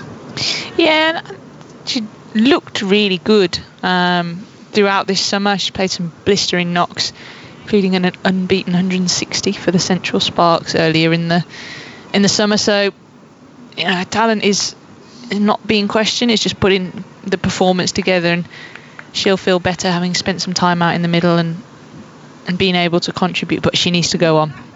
Satterthwaite's going to start a new over with a right arm off spin off a couple of paces, just worked into the onside. This first delivery by Knight out to deep backward square leg for a single. 135 for 3. You think at some point one of these needs to step up a little bit, don't you, and be a little bit more aggressive? Well, you don't want that rate getting up to 7.5, 8 today. That's a bit of a hike this time by Jones, and she connects with it but can't beat fielder at mid-wicket. And there's no run. It's an un-Jones-like shot, that. Slightly inelegant. She's standing around middle and off stump. She comes down the wicket, drives up to long on for a single. Rowe does the fielding, coming in off the boundary. When was the last 4 we had, Phil? It's not that long ago. No, we had one in the over before last, but other than that, it was the 25th over. Thank you. Short, pushed into the onside, going back into a crease for his night, just gets it to square leg along the ground for another single. England just dealing in singles at the moment, but they know that if they keep in touch, take it deep, they've still got plenty of batting to come. The likes of Dunkley, Danny Wyatt, who you think of more in T20 perhaps. If she comes in with 11, 12 overs to go, needing 7.5 and over, that will not phase her. But just to remind people, no Catherine Brunt today. No Catherine Brunt. No. That's been noticeable as Satterthwaite is in.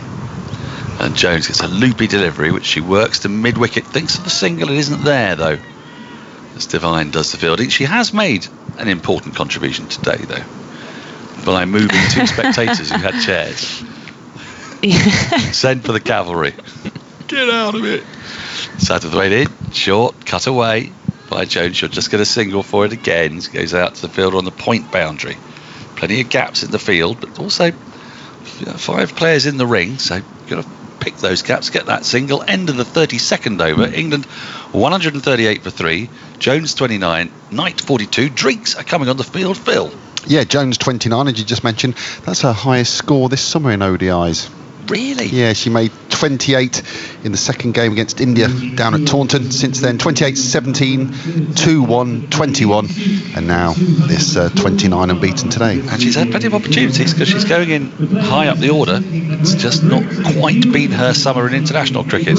Yeah, and so in the 2020s again, she threatened in a couple of overs where she actually took down Satterthwaite and scored. I think she scored 17 off one down in Taunton, and just was never able to kick on.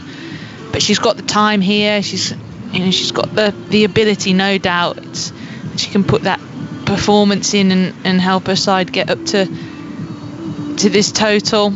She looks quite calm. I think she's quite a calm character. If you're going to be critical of England this summer, it would probably be that batting, wouldn't it? We saw the ruthlessness of Australia the other day against India when chasing, was it 220 odd? They got their 1 wicket down. Yet again, runs for Alyssa Healy, Meg Lanning. It was Rachel Haynes got 50. Yeah, it was that's what the Australian batters do. They get in, they don't give it away. If you're going to be critical of England, to have been, wouldn't you say, pretty decent with the ball and in the field this summer, it's that their batting, there's been nobody dominating it for them at the top of the order.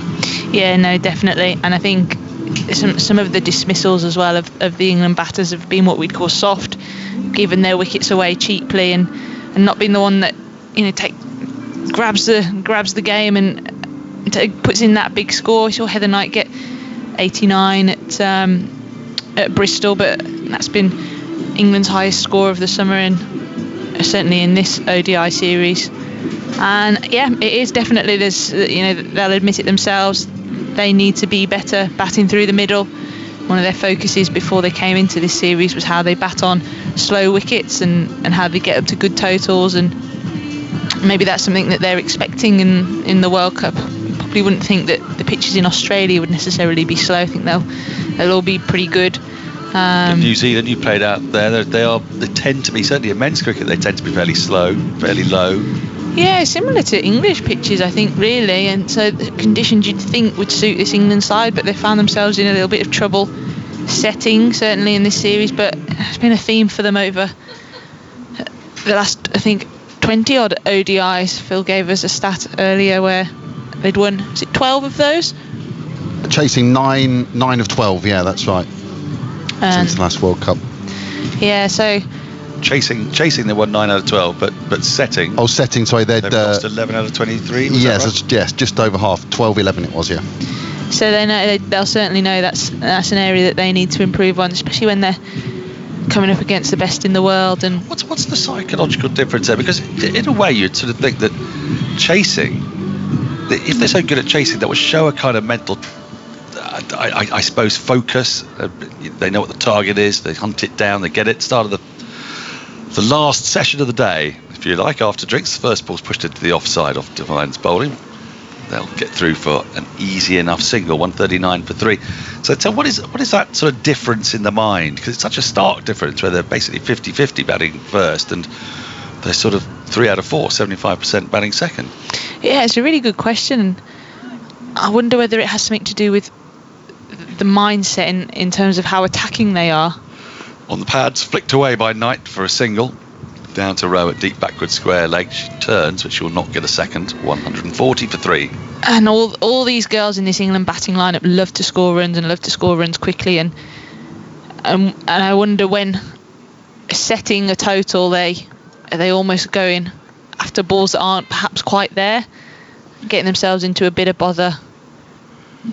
Divine. Oh, bowls a slower full toss. That's it. Eye out to deep square leg, but it'll land just in front of the fielder. And get through for just a single. Now, will that be given as a no ball? It has been given as a no ball.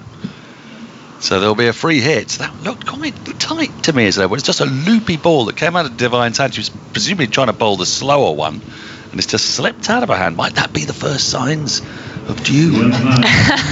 Could well be. Could well be. These lights coming into play already. Well, when I come off air, I'm going to go and nip downstairs. I'm going to run my hand because there's a beautiful bank of grass behind us here. Derby, it's a really massive stadium area, actually. I mean, bigger than the Oval in terms of the amount of ground available behind and around. That's a bouncer that's way over head height. Was sure to be given as a wide.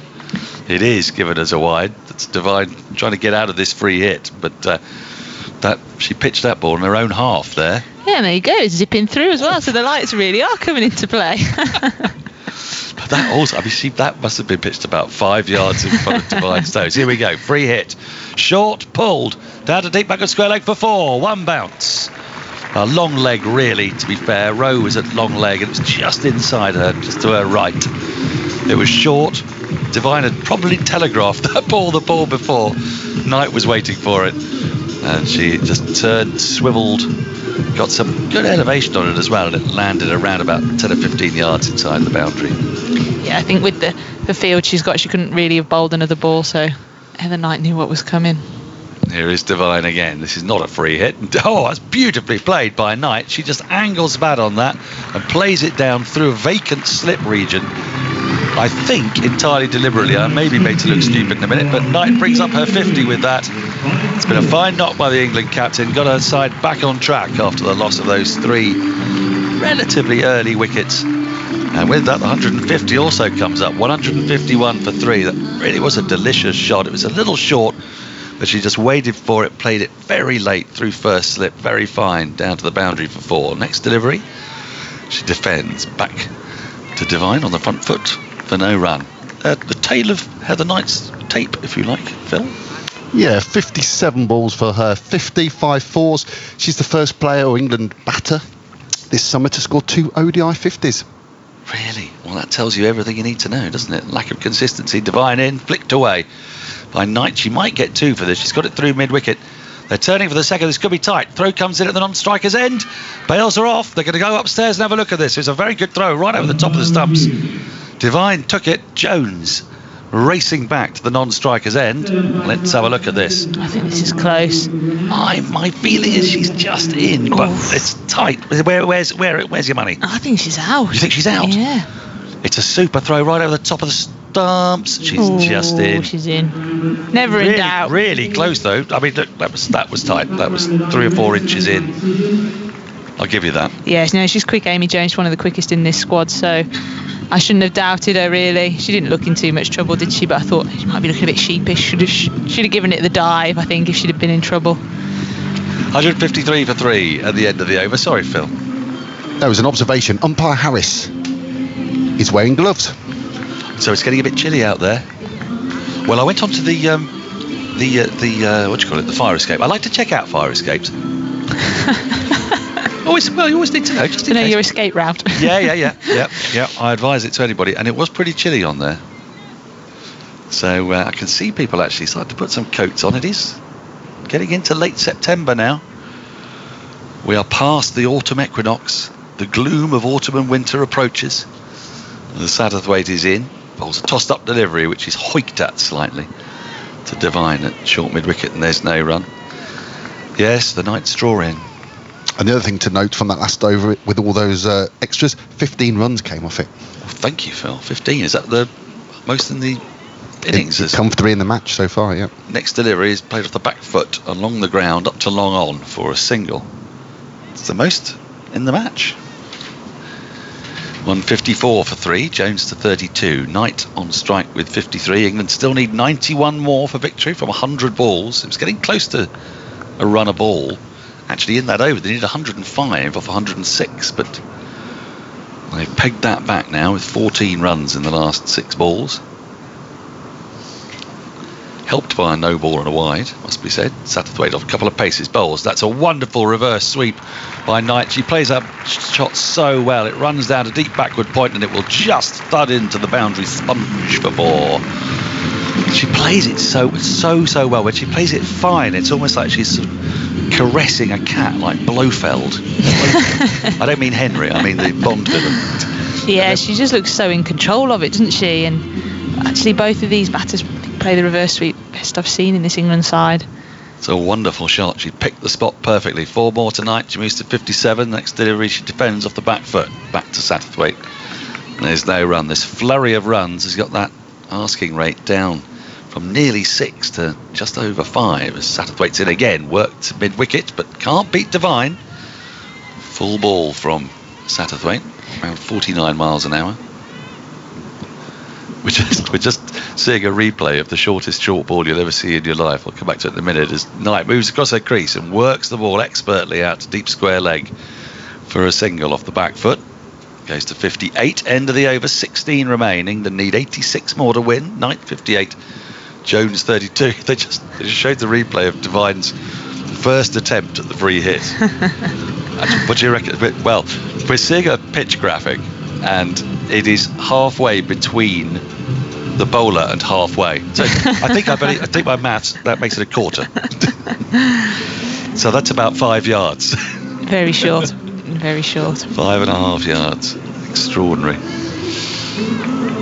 Right, the lights really are beginning to take over now. We're getting that atmosphere.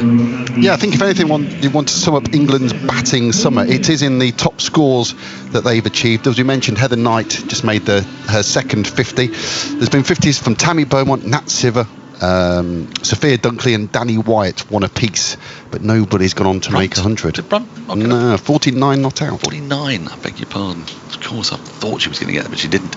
Turned into the onside. First delivery of a new over from Hayley Jensen into the onside, goes straight to the fielder, and there's no run. But they have been able to. The tail has wagged though, hasn't it? So they've sort of covered up for those deficiencies at the top of the order as Jensen is in with 3 in the ring on the offside, 2 on the leg side. Knight waits. And she drives. Full ball straight back to the bowler. Fields of her own bowling. I you think if they could just put that the performance of all of them together. Top order, the middle order, tail coming in at the end and scoring some quick runs. It'd be frightening what sort of scores they could get up to. We're talking about a ceiling here, aren't we? The potential is huge, but has it been actualised? Jensen in, defended by Knight into the offside. It's been a good over so far from Jensen. 66 miles an hour, that last delivery. Keeper Katie Martin up to the stumps. Yeah, I think this team is a very, very good England team. You think the potential of runs out there is so high. Are they leaving it to each other? Is that part of the problem? Maybe it's what you were saying, that because, I'll come back to it in a minute, as Jensen is in and Knight tucks this away into the onside, just backward a square. She'll look for a second and she'll get that second because she's placed that to perfection between the square leg, who's about 4 or 5 yards in front of the square, and the long leg. She found the gap between the two, played it with soft enough hands but decent enough timing to pick up a couple more, moves to 60. I suppose that ambition has been the downfall. Whereas when chasing, I often think it's about Joss Butler. You know, when the target is in sight, knows exactly what to do. Here's Jensen again. Knight back raised high as usual, defends off the back foot into the onside, up to mid-on. And there is no run. Yeah, I think there's something in that. I think in the chase, at least you know what you've got to get. You play or you craft your innings to that chase. England know they don't need to take any undue risks. Maybe when they're setting, they are. They're trying to get to 300 Yeah. when 270 would suffice. Yeah. Jensen in to complete the over, the 35th of the innings, and its last ball is driven up to mid-off. No run for Knight. She remains on 60 from 70 balls. Jones has 32. This partnership now 90, I believe. England 161 for 3. They need 84 from 15 overs, and I was going to hand over to Henry Moran, but he has miraculously disappeared into a puff of smoke. He was there, wasn't he? He was there. He was there. He's back. He was there, and then he's gone. You're on. Right, thoughts from you, Georgia, and then it'll be Henry Moran. Yeah, brilliant partnership here from Heather Knight, Amy Jones.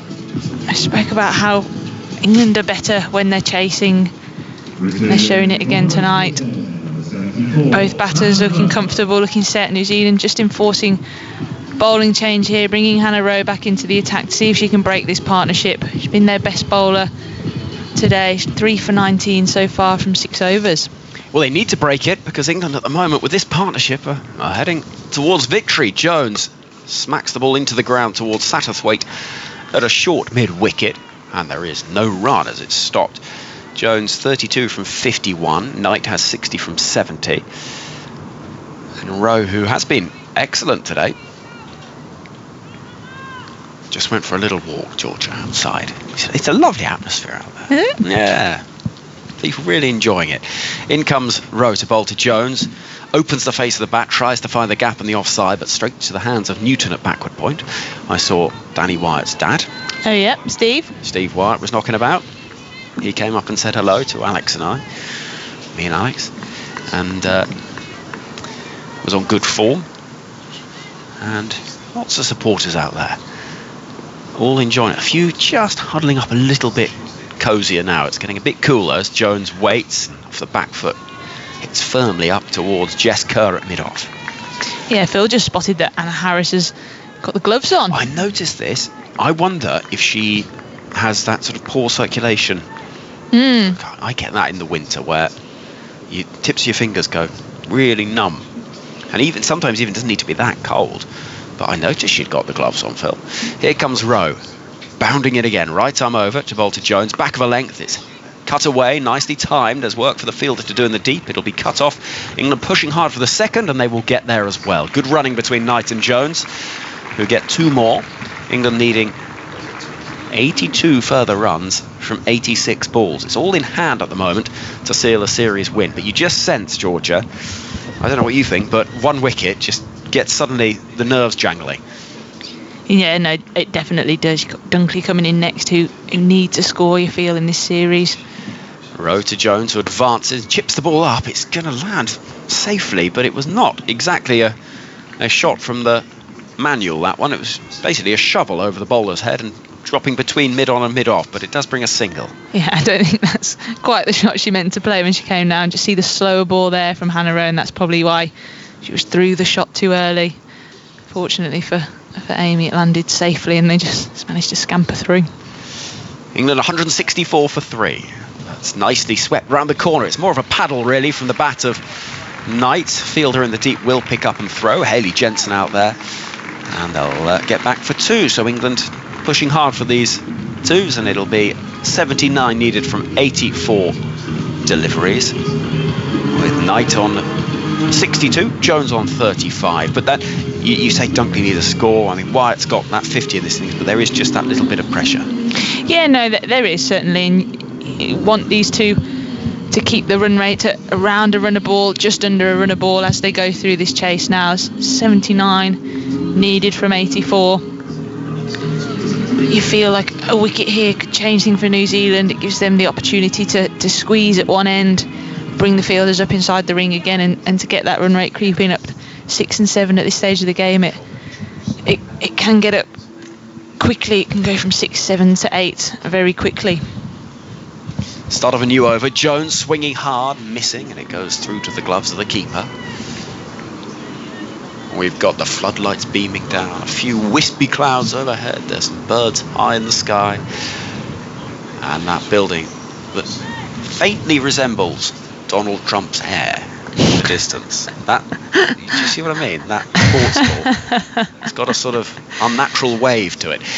Jones on strike, giving the big heave, but straight to the hands of short extra cover.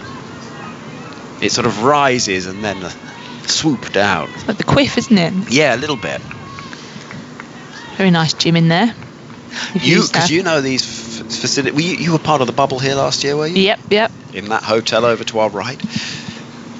Jones is on 35 as in comes Hayley Jensen to bowl. Jones hits that ball past the fielder at cover. It'll run out towards the boundary. They'll turn for the second run that should be there. Knight calls for it, and England do get that second. So 168 for 3, 77 needed from 81. Yeah, me and Danny Wyatt spent many a day here in our youth training with the Derbyshire Academy. We were with Staffordshire at the time, but they had links with the Derbyshire Academy, so yeah, plenty of time spent in the indoor school and out here. Jensen bowling a loopy full toss to Jones, who reaches for it and it dribbles into the offside. So this is where Staffordshire would come, and this is where you'd train and learn the game. And yeah, so me and Danny were on the academy here with Ross Whiteley, Ben Slater, Alex Hughes, all who've gone on to play first class cricket and done very well. In comes Jensen, bowling to Jones, toe end of the bat towards backward point, and there's no run.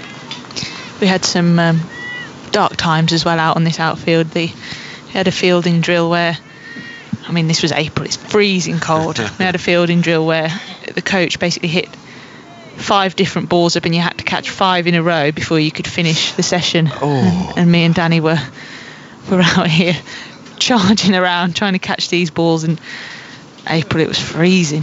Jones on 37 plays that nicely out towards deep cover for a single. England won 6-9 for 3. They need another 76 from 78 balls, so Jones will be on strike at the start of the 38th over. So the colder it gets, the more sting the fingers, the harder it is to catch 5 in a row. Yeah, absolutely. And if you dropped one, you had to start again. So it was, there had to be 5 consecutive catches that you took, and you were running from 20 yards that way, 20 yards in the other direction, and the coach was brutal. The balls kept going higher and higher. I just thought, this is impossible, we're never going to finish here. And it was always me and Danny, the last ones left, trying to catch those before we could finish our session.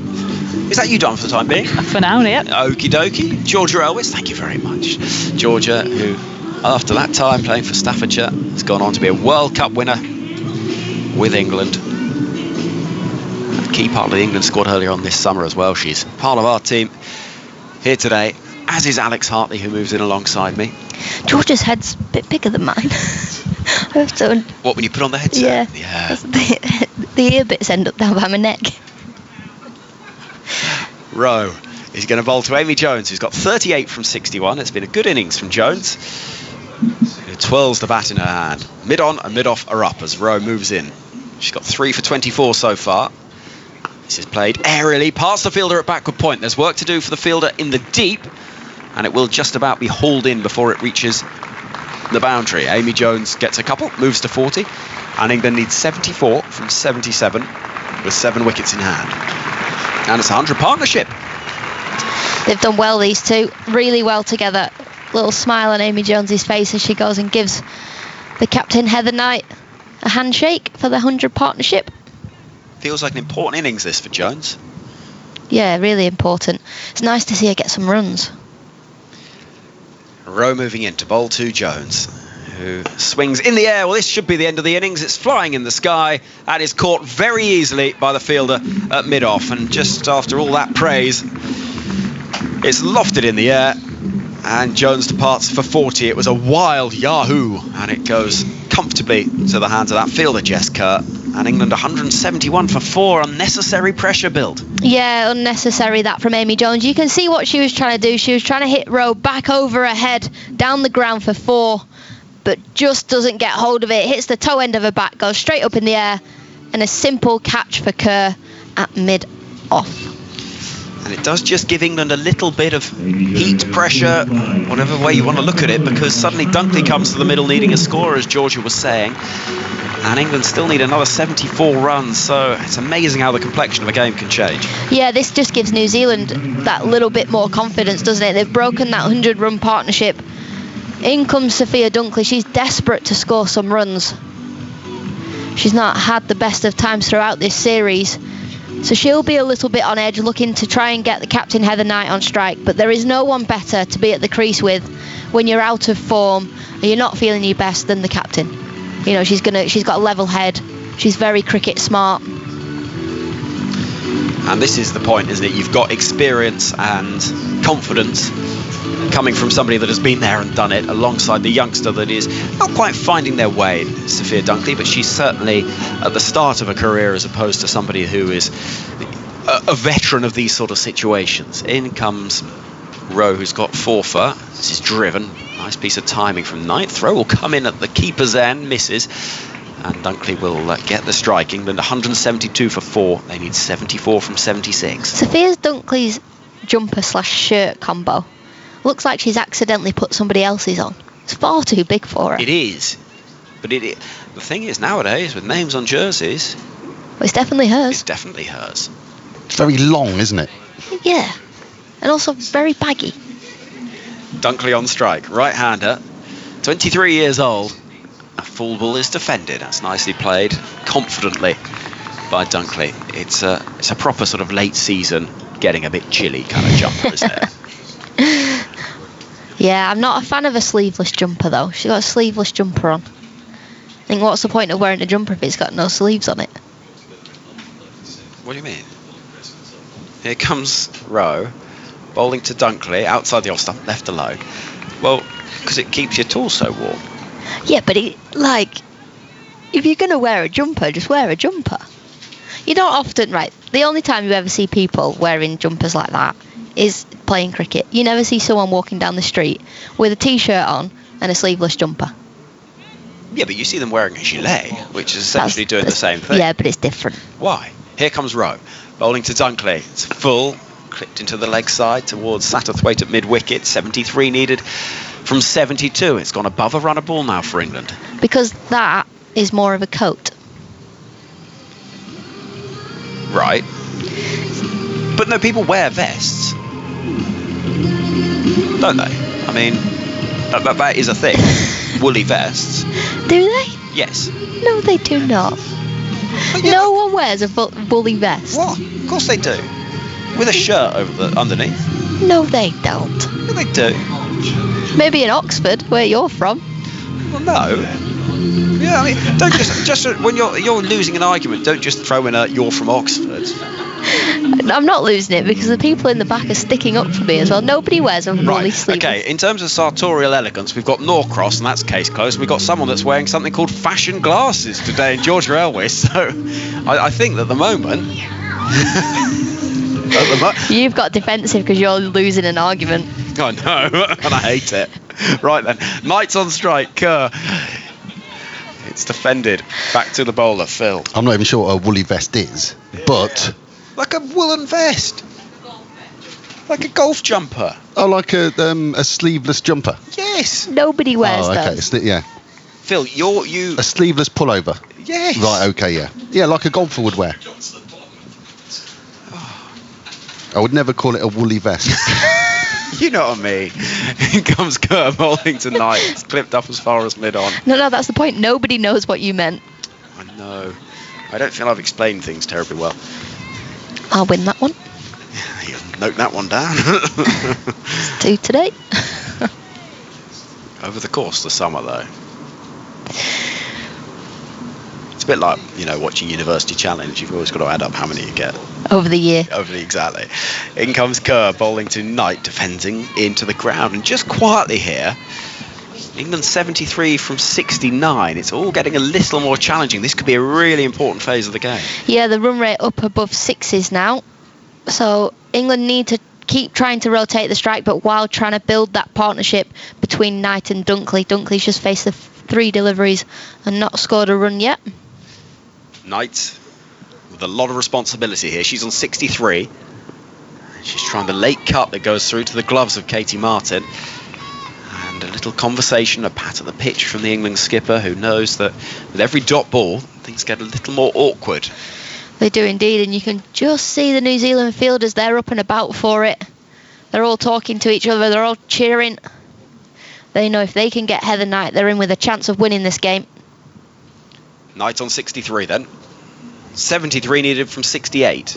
As this has worked in the air, but past the fielder at mid-wicket and away to the boundary. A valuable pressure-releasing 4 runs, signalled for by the glove-wearing Anna Harris. Yeah, a poor piece of fielding that from Amy Satterthwaite at mid-wicket. She wasn't too sure whether to stop the boundary or go for the catch, and she sort of half-heartedly went for a little bit of both. The ball just bounced underneath her and skipped away for 4. Knight's played brilliantly so far, but she needs to go on. She's on 67, and looking again into the leg side. There is a fielder at deep mid-wicket, so it won't be a boundary. 2 runs though, a single actually. They only get through for the 1. And England needs 68 from 66, so 11 overs left in the game. 68 further runs required for victory. England do have 6 wickets in hand, but they'll be a little wary of losing another anytime soon. They will indeed, especially the one of Heather Knight. You say Dunkley's wearing a big jumper. We've just seen pictures of Danielle Wyatt, who's next in. She's wearing a jumper as a scarf. She is. But she's also got a long sleeve jumper on. So she's got someone else's jumper as a scarf on. I think that's great initiative, actually. Yeah, I like when you borrowed my jumper as a pillow. Yeah. And lost it. Yeah. I'm glad you've let that go, though. No, that's just another I've notched out. 177 for 4. It's a great pillow. Yeah, I'm glad. Satterthwaite bowling to Knight, plays that reverse. There's a appeal for LBW, and it goes onto the pads, but well outside the line, so there's no danger. A half an appeal from Katie Martin, the wicketkeeper there. Satterthwaite is a useful bowler. Gets some quite sharp turns in now, and that's wide. Will be signalled wide by David Milnes. And 178 for 4 the England score. 65 balls remaining, 67 runs to win. This is building up nicely. In comes Satterthwaite. As back goes Knight, and will chop that away, picking up runs, the ball running away across this outfield. There's a fielder in pursuit, and it will be cut off before it reaches the boundary. Kasperick gets there. 2 more to the England total. Kasperick gets there, handbags it to Newton. Sorry? She never heard the term handbag, where you throw it and it just doesn't go anywhere. They've got a handbag arm. Oh, I know what you mean. And Newton had to turn and throw it to keep the keeper with a bit of a smirk on her face. 65 needed from 64. Round the wicket comes Satterthwaite now, as Knight sweeps hard in front of square. Work for the fielder in the deep, and that will be 4. Really well struck from the England captain, who is just finding a little bit of confidence in facing Satterthwaite here, and picks up 4. Well, that was a beautiful sweep shot from Heather Knight. The perfect sweep. Straight out the middle of the bat, and it races to the boundary. 61 needed from 63. Satterthwaite bowling to Knight, and it's chopped away behind square out towards deep backward point. 1 run is all it'll be. So England need a further 60 from 62. You know this team so well, Alex, from all those games you've played, being up on the balcony and in the dressing room. How will the nerves be? Who will be the characters keeping the confidence and spirits up? I think everyone will be pretty confident with where they're at the minute. Satterthwaite bowling to Dunkley, plays with a very straight bat up as far as Bates at mid-off. It's always one of those when, especially as a batter that's out, there's nothing you can do about it, and they're the hardest times to watch. In comes Satterthwaite bowling to Dunkley, who struck on the pad. A big appeal for LBW is given. It looked very straight. Dunkley turns on a heel, and I don't think there's going to be much use in reviewing this one, because it was pretty straight. She is going to have that conversation with Knight just to say, well, maybe impact, that could be the only thing. No, Dunkley decides nothing doing and goes without scoring. England 5 down. Yeah, not a great shot at all, that from Sophia Dunkley. She was looking to turn it into the onside, plays right across it, and it strikes her on the front pad. She's basically in front of middle stump. The ball most likely going on and hitting middle and off.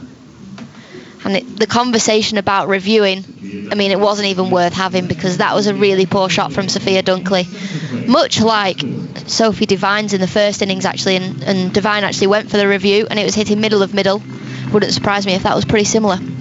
So Dunkley goes, a 5-ball dug. To the middle comes Danny Wyatt, who's in some decent form. And she's a rather larger figure by virtue of the number of jumpers she appears to be wearing. Wyatt, as she heads to the middle, with England needing 60 at a runner ball. I should say, from 6 a.m. tomorrow morning, you'll be able to listen to the second Australia versus India Women One-Day International on 5 Live Sports Extra from our colleagues at the ABC. See if Australia can continue this amazing run of wins. I think it's 25 in a row in ODIs. So we'll have coverage for that game from 6 a.m. tomorrow morning, 5 Live Sports Extra. Alex Hartley, some more from you, and then Isabel Westbury. Yeah, Australia are in some unbelievable form in ODI cricket. The best team in the world, you'd say, right now. They're just in habits of winning, and they absolutely dominated India in that first game, so they've got their second game coming up.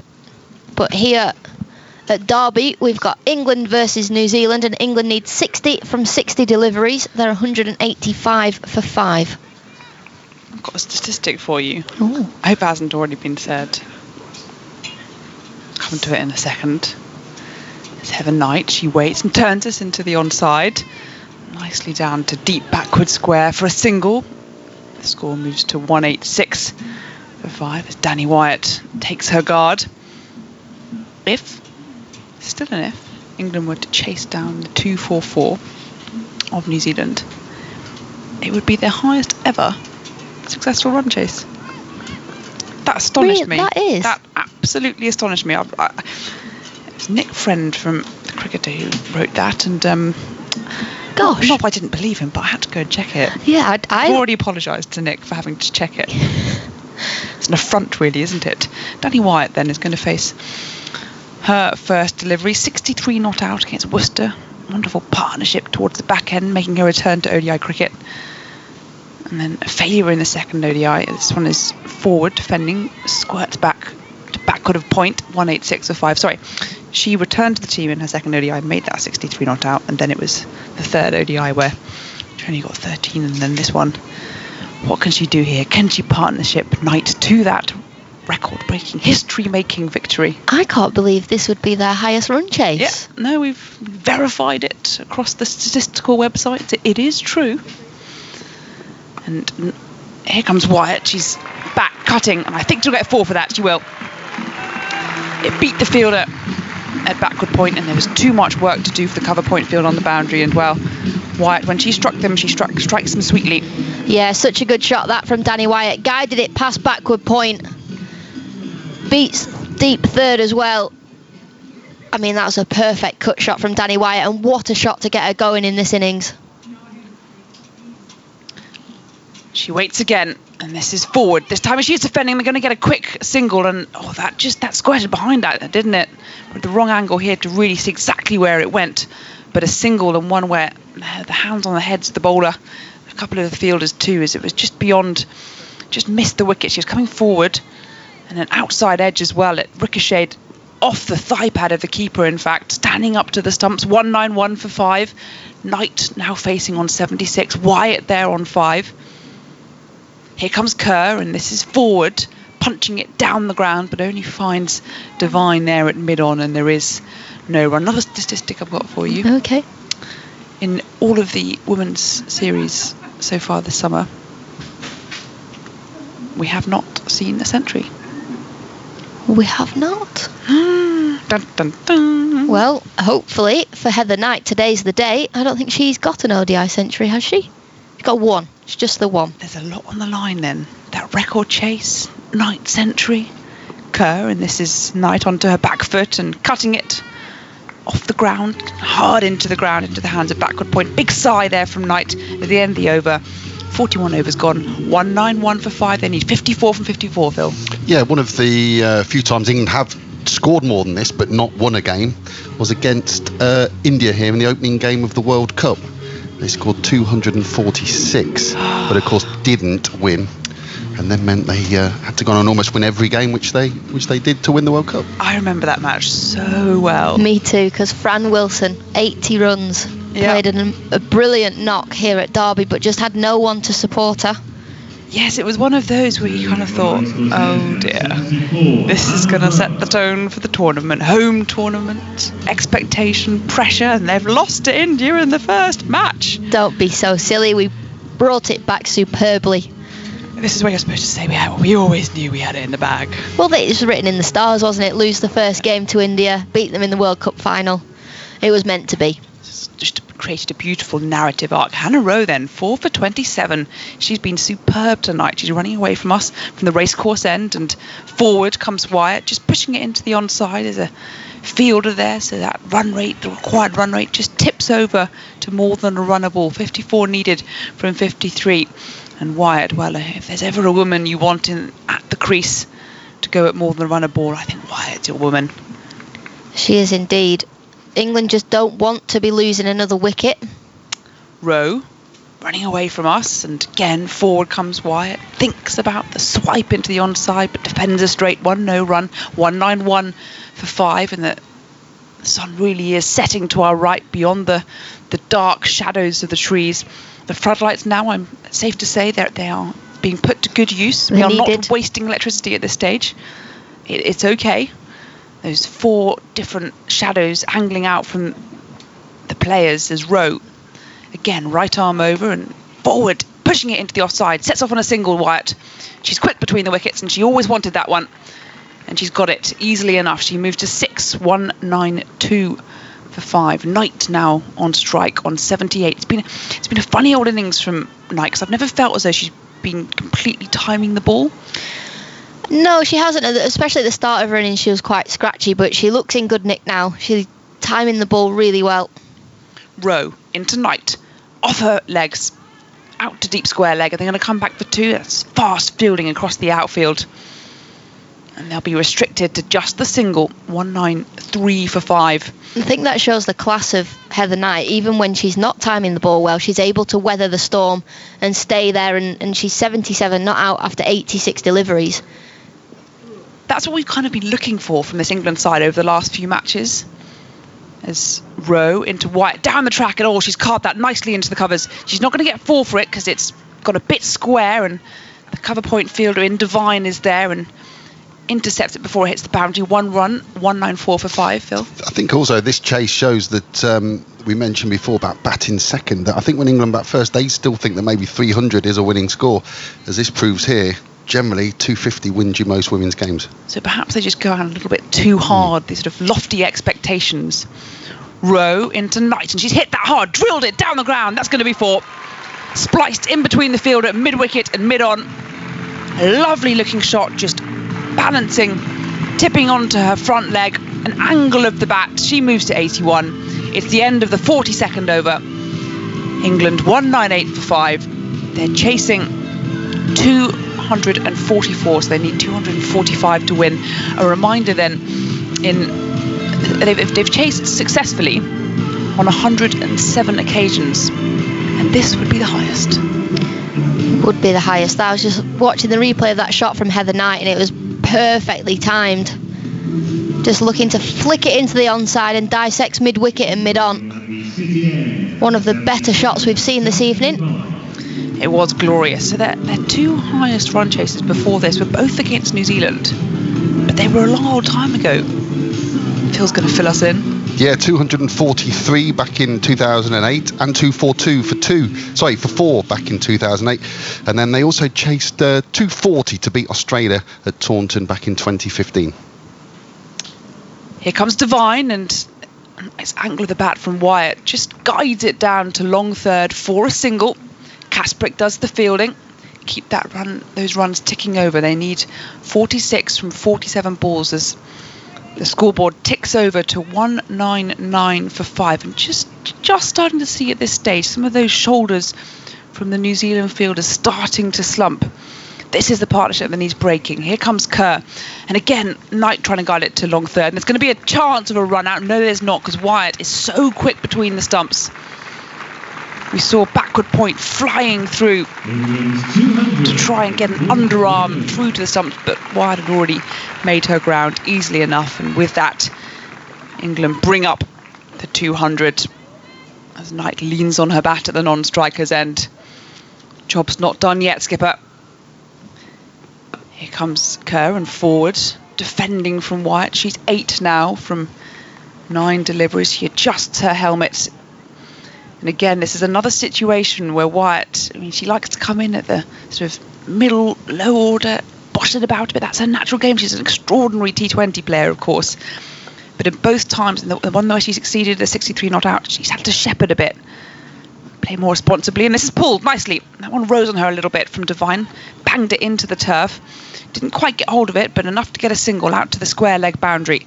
They come through for 1, 201 for 5, 44 from 44. They're going to keep it tight, aren't they? They're going to keep us guessing right to the end. They are indeed, and that's what we want. We love close games. New Zealand win this evening. They keep the series alive, 2-2 going into the final game. That would be set up quite nicely for the neutral. Here comes Devine, and this one's a thick outside edge, flying down to the long third. Fielder there, Kasprick pulls out the long barrier. I'm going to give that to Knight. I think she knew what she was doing there. She knew there's this vacant slip region. There's always a run down there. Get some bat on ball, and that's what she did. 202 for 5. 83 Knight moves to. A few cries from the crowd. Come on, England. They know that this is crunch time. This is where it happens. 43 from 43 still required. The field is changed. Fine leg that wasn't quite that fine, to be honest. She was actually more deep backward squares, brought up inside the ring. Wyatt waits, and she is forward, pushing it with soft hands into the covers, and it's slow enough, soft enough for them to run through for a single. Wyatt takes a strike. She's on 10.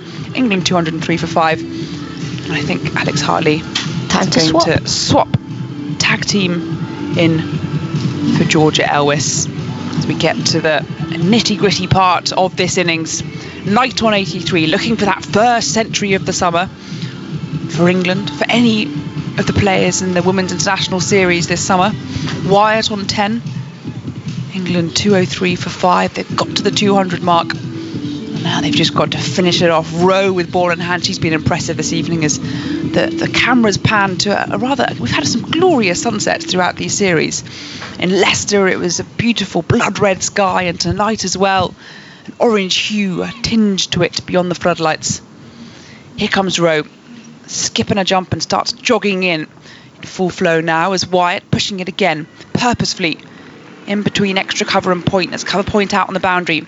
So always a single there, and they're going to play steadily, responsibly, it looks like here, England. A bit nervous, Georgia. I'm a bit nervous. Yeah, because I think this is a big moment for England. If they win this, they've won the series. And it's a long old wait before they go over to Australia. Just that confidence. And a record high chase as well. As this is driven down the ground by Knight. Got a hand to it, Rose. It's going to stop it going down to the boundary and mid-off fields. Pose it back at the bowler, but they're safely between the wickets. 205 for 5. 40 required for 40 balls. I mean, if Knight's there at the end, she'll have had their century. England know they can taste that score. They just get a little bit more confidence. Yes, there's still many questions around that middle order. But I think this would be a big win. Yeah, no, I see your point, definitely, and it definitely a confidence boost for these England batters.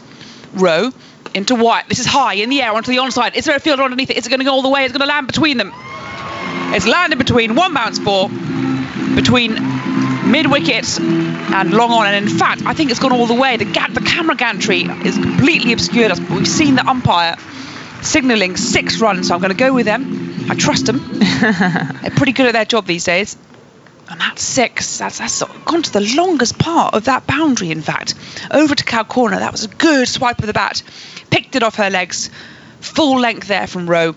And it's 6 runs to Wyatt. She moves to 17, 211 for 5. Rowe in again. What can she do this time? Turning it into the onside. Good running between the wickets between these two. Purposeful stuff. Picking out the bad ball. Then defending, but at least getting a run from the good. I like this from England, and I hope that middle order is watching a little bit and seeing how these two are going about things. Knight on strike on 84. Yeah, it's the maturity of Danny Wyatt that's impressed me the most about her this summer. I'll speak a little bit after this ball. Rowe into Knight this time, and this is flicked into the onside. Oh, chance of a catch, no. Just evades the fielder at mid-wicket. Amy Satterthwaite there, just jogged to her right. She stuck out her hand, but I think it was going too far, too fast. And 4 runs again into the onside, slightly over-pitching from Rowe. And Knight latched onto it. She moves to 88 and the score 216 for 5. Yeah, let's talk about the maturity of Danny Wyatt, and we've known her in the past as somebody who goes out there quite freely, quite carefree, and hits the ball hard, fearless cricketer. Rowe into Knight, and this is back of a length, cutting it hard down, back on a point, but a good fielding stop. A slide to the boundary, or a slide to her left even, at backward point, and there is no run. So a dot ball to end the over, bit of hope there for New Zealand. The score 216 for 5, meaning that New Zealand required 29 from 36 balls. Knight 88, Wyatt 18, and I think that's the end of Rowe's 10 overs. She has figures of 4 wickets at 47 runs, and I've been enjoying watching her. Yeah, she's bowled beautifully again tonight. She's got the rewards for it. 4 for 47. Yeah, 4 for 47. Would have been a little bit better. She went for 13 now for final over. Oh, that rather spoils the figures, doesn't it? Going in, maybe that's it. Trying too hard for your 5-fer. Just kind of skews it. A little bit too straight. We saw that, didn't we? That 6 from Wyatt was just picked off her length, off her legs. Hayley Jensen then, she's bowled frugally. She's done well. 0 for 24 from her rates. They're going to try and strangle these two at the crease. Wyatt then on strike, 18 from 14. She waits. Here comes Jensen, right arm over, delivering wide of a crease, angled down to long third for a single. Take that strike. And there's an extra run, 217 for 5. I think it's when you hit 30, you see. Become a responsible adult, finally. Yeah, that is true. That is true. No, she's been fantastic this year. She's not been at her fluent best as we've seen her, and she's had to really grind out some scores. Knight, she waits, pushed into her crease and gets back down on that quickly. That was a good probing delivery there from Jensen. She's still got that zinc sunscreen across her cheeks, doesn't need it anymore. Well, the floodlight's quite bright, to be fair. But there'll be a few burnt faces, you'd imagine, after today's efforts in the field. It's been one of those beautiful September scorches. I think everybody's had an ice cream in the box that I can think of. Good ice cream up in Derby. Here comes Jensen, and this is flat batted back down the track by Knight. On the bounce, taken cleanly by Jensen. So a couple of dots there. She'll like that as she walks back to her mark. A nervous face there from Susie Bates' experience. She's been in many situations like this before. Yeah, I think the beauty of these two batting together is they complement each other so well. Danny Wyatt, very busy, but hits the ball hard and far. Isn't afraid to take the bowler on. Jensen, and this is pulled into the onside. Is it going to run away to the boundary? No, it's not. Hannah Rowe there, coming in from fine leg, intercepts it and restricts it to just the single. Yeah, and that allows Heather Knight to go about her business and to just rotate the strike, take the score over, not do anything too risky in her innings. And Danny Wyatt knows that a runner ball is something that she's more than capable of. She absolutely is. She's on strike. She's 19 from 15. Here comes Jensen again and forward, and outside edge. Looking forward to defending it. And that's again a run down to Kasprick at the boundary at long third. Gets a single for it. So we've had 3 singles and 2 dots in this over. Again, this is really good bowling from Jensen. A reminder to listeners that after this match, this contest between England and New Zealand, there's another one starting tomorrow morning, the second ODI between Australia and India from 6 a.m. on 5 Live Sports Extra. Jensen is in, and this is a streaky shot from Knight, but it's beat the fielder at backward point. It's going to run down to the boundary and just hauled inside the rope by the fielder coming in from cover point. They come back for 2, and it means that Knight moves to 91 into those 90s. She's 91 from 96 with 5 overs remaining then, 30 balls. England need 24. They're 221 for 5. And a few words from Georgia about where she thinks this match might be going, and whether we'll see that record broken and England's highest ever successful run chase in ODIs.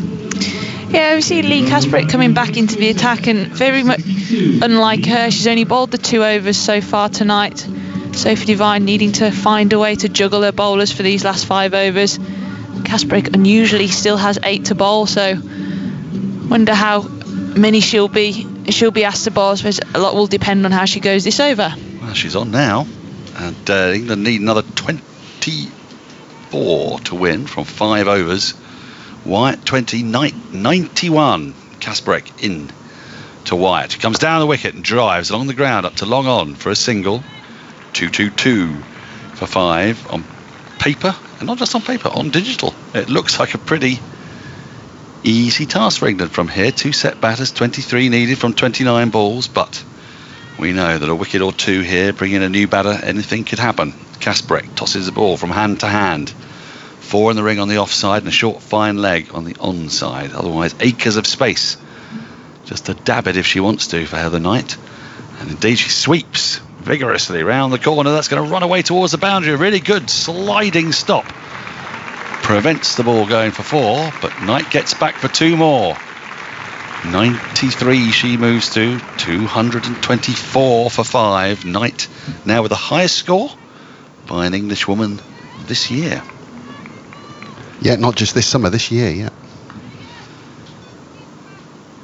Eyeing up that century. Satterthwaite at short extra cover, the only one really saving 1 for the little dab on the offside. Knight just pushes this ball into that massive gap on the onside up to deep mid-wicket. New Zealand are giving away a single here. Kasparek's bowling into the pads, and there's a huge acres of space here, Georgia Elvis. Something's not quite right in this field, it seems to me. Yeah, I don't like this. I mean, I could put in a slip in place now for Danny Wyatt, but... Well, Kasparek's actually said, I would bring my fine leg up to short mid-wicket, which is the right thing to do, but about 3 balls too late. I wouldn't be surprised if you see Danny Wyatt do a little paddle scoop now to just take the mickey a little bit. Well, there's nobody now behind square on the onside, but from a deep backward square leg, who's pretty square. Kasparek in, down the wicket comes Wyatt. She nearly foxes herself, and as Kasparek tossed it wide, but she managed to lay a bat on it and squeeze it out to deep extra cover for another single. Brooke Halliday doing the fielding, 226 for 5. 19 more needed. There was smart bowling from Kasparek. She saw Wyatt coming, she put it wide, and she could have stumped her there. So Knight just works the ball into this massive space again for another single. It's baffling what New Zealand are doing here, because England need 18 from 25. They can't afford just to give the simple push and run. It's too easy, isn't it? It's too easy. Huge gap on that leg side, and I think. Well, now they're changing it again. So Satterthwaite's coming over the short mid-wicket, and they're keeping the short fine leg. Right. Last ball of the over, and Wyatt just pushes the ball back to the bowler. Dot ball, a rare one. 18 needed from 24 balls. Wyatt, Knight 25. I predict a Wyatt 22 from 19. England 227 for 5. Need 18 from 4 overs. And that just felt like Devine went missing a bit there in that over. Yeah, it's always difficult, isn't it, as a captain? You're trying to think about so many different things at the end of a close game. That's where your bowler really needs to help you out and say, no, it's too easy for them right now, getting all these singles into a huge leg side gap. Phil? Without wishing to jinx Heather Knight, the last 100 by an English woman was Nat Siva against Pakistan in December 2019, and the last 100 at home was Tammy Beaumont in Leicester against Australia back in the July 2019. It's a long time between hundreds, and you think of the quality at the top of the order that England have with Beaumont, Knight, Siva, Jones. Not 100 amongst them in, how long is that? That's 21 months, isn't it? Between hundreds, if it were to happen. Knight faces up, start of a new over. She plays and misses at this in the channel from Devine. Driving at a ball just outside the off stump. And then she marks her guard, looks at the ground, probably trying to reset her brain here.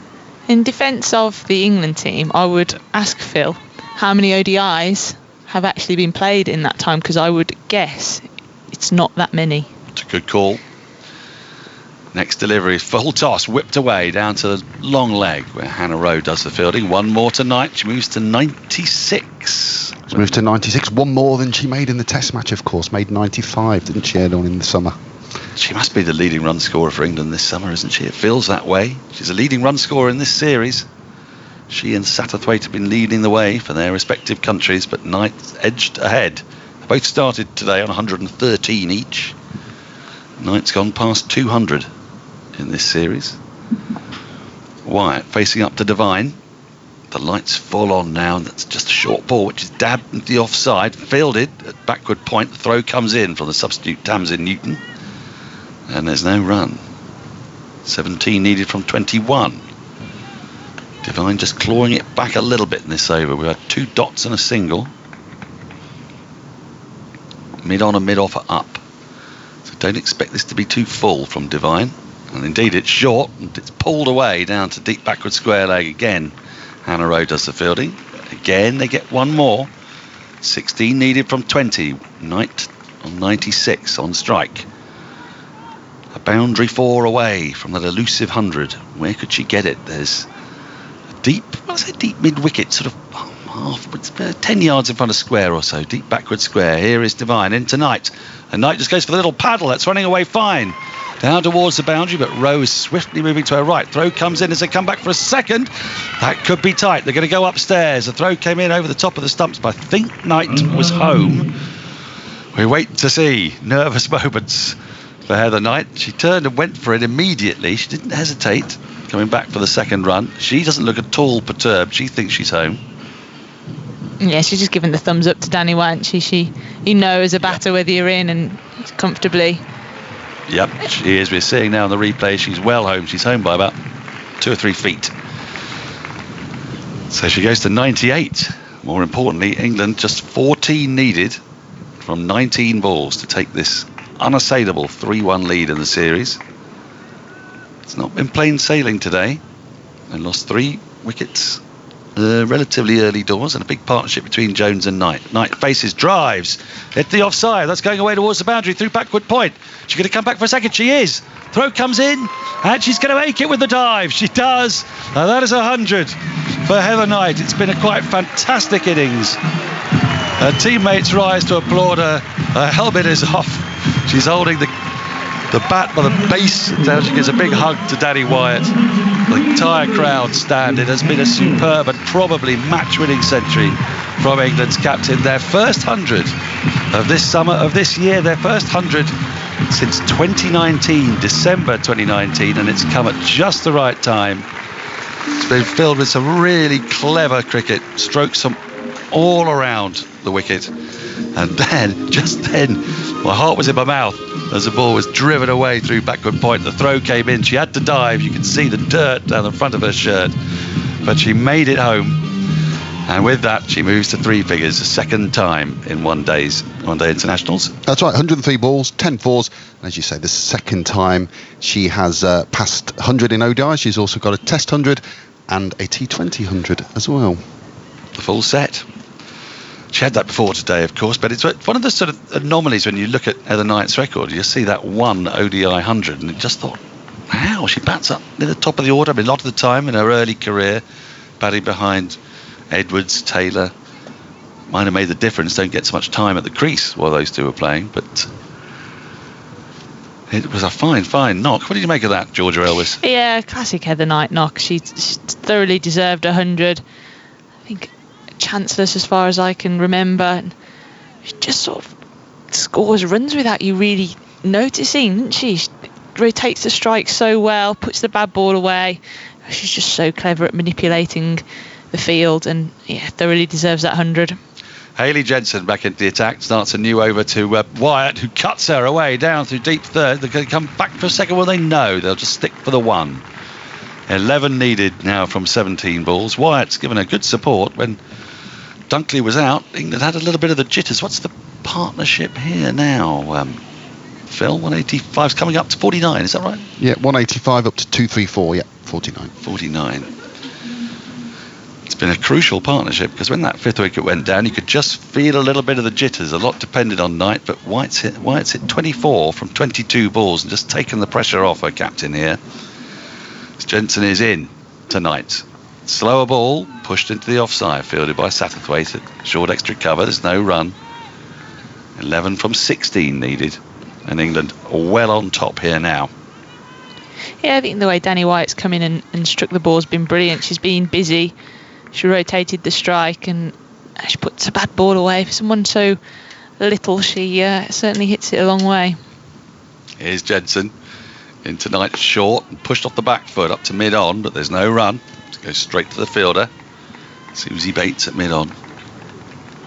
Yeah, you feel like England are going to try and win this before they get to the last over. Need 11 off 15 now.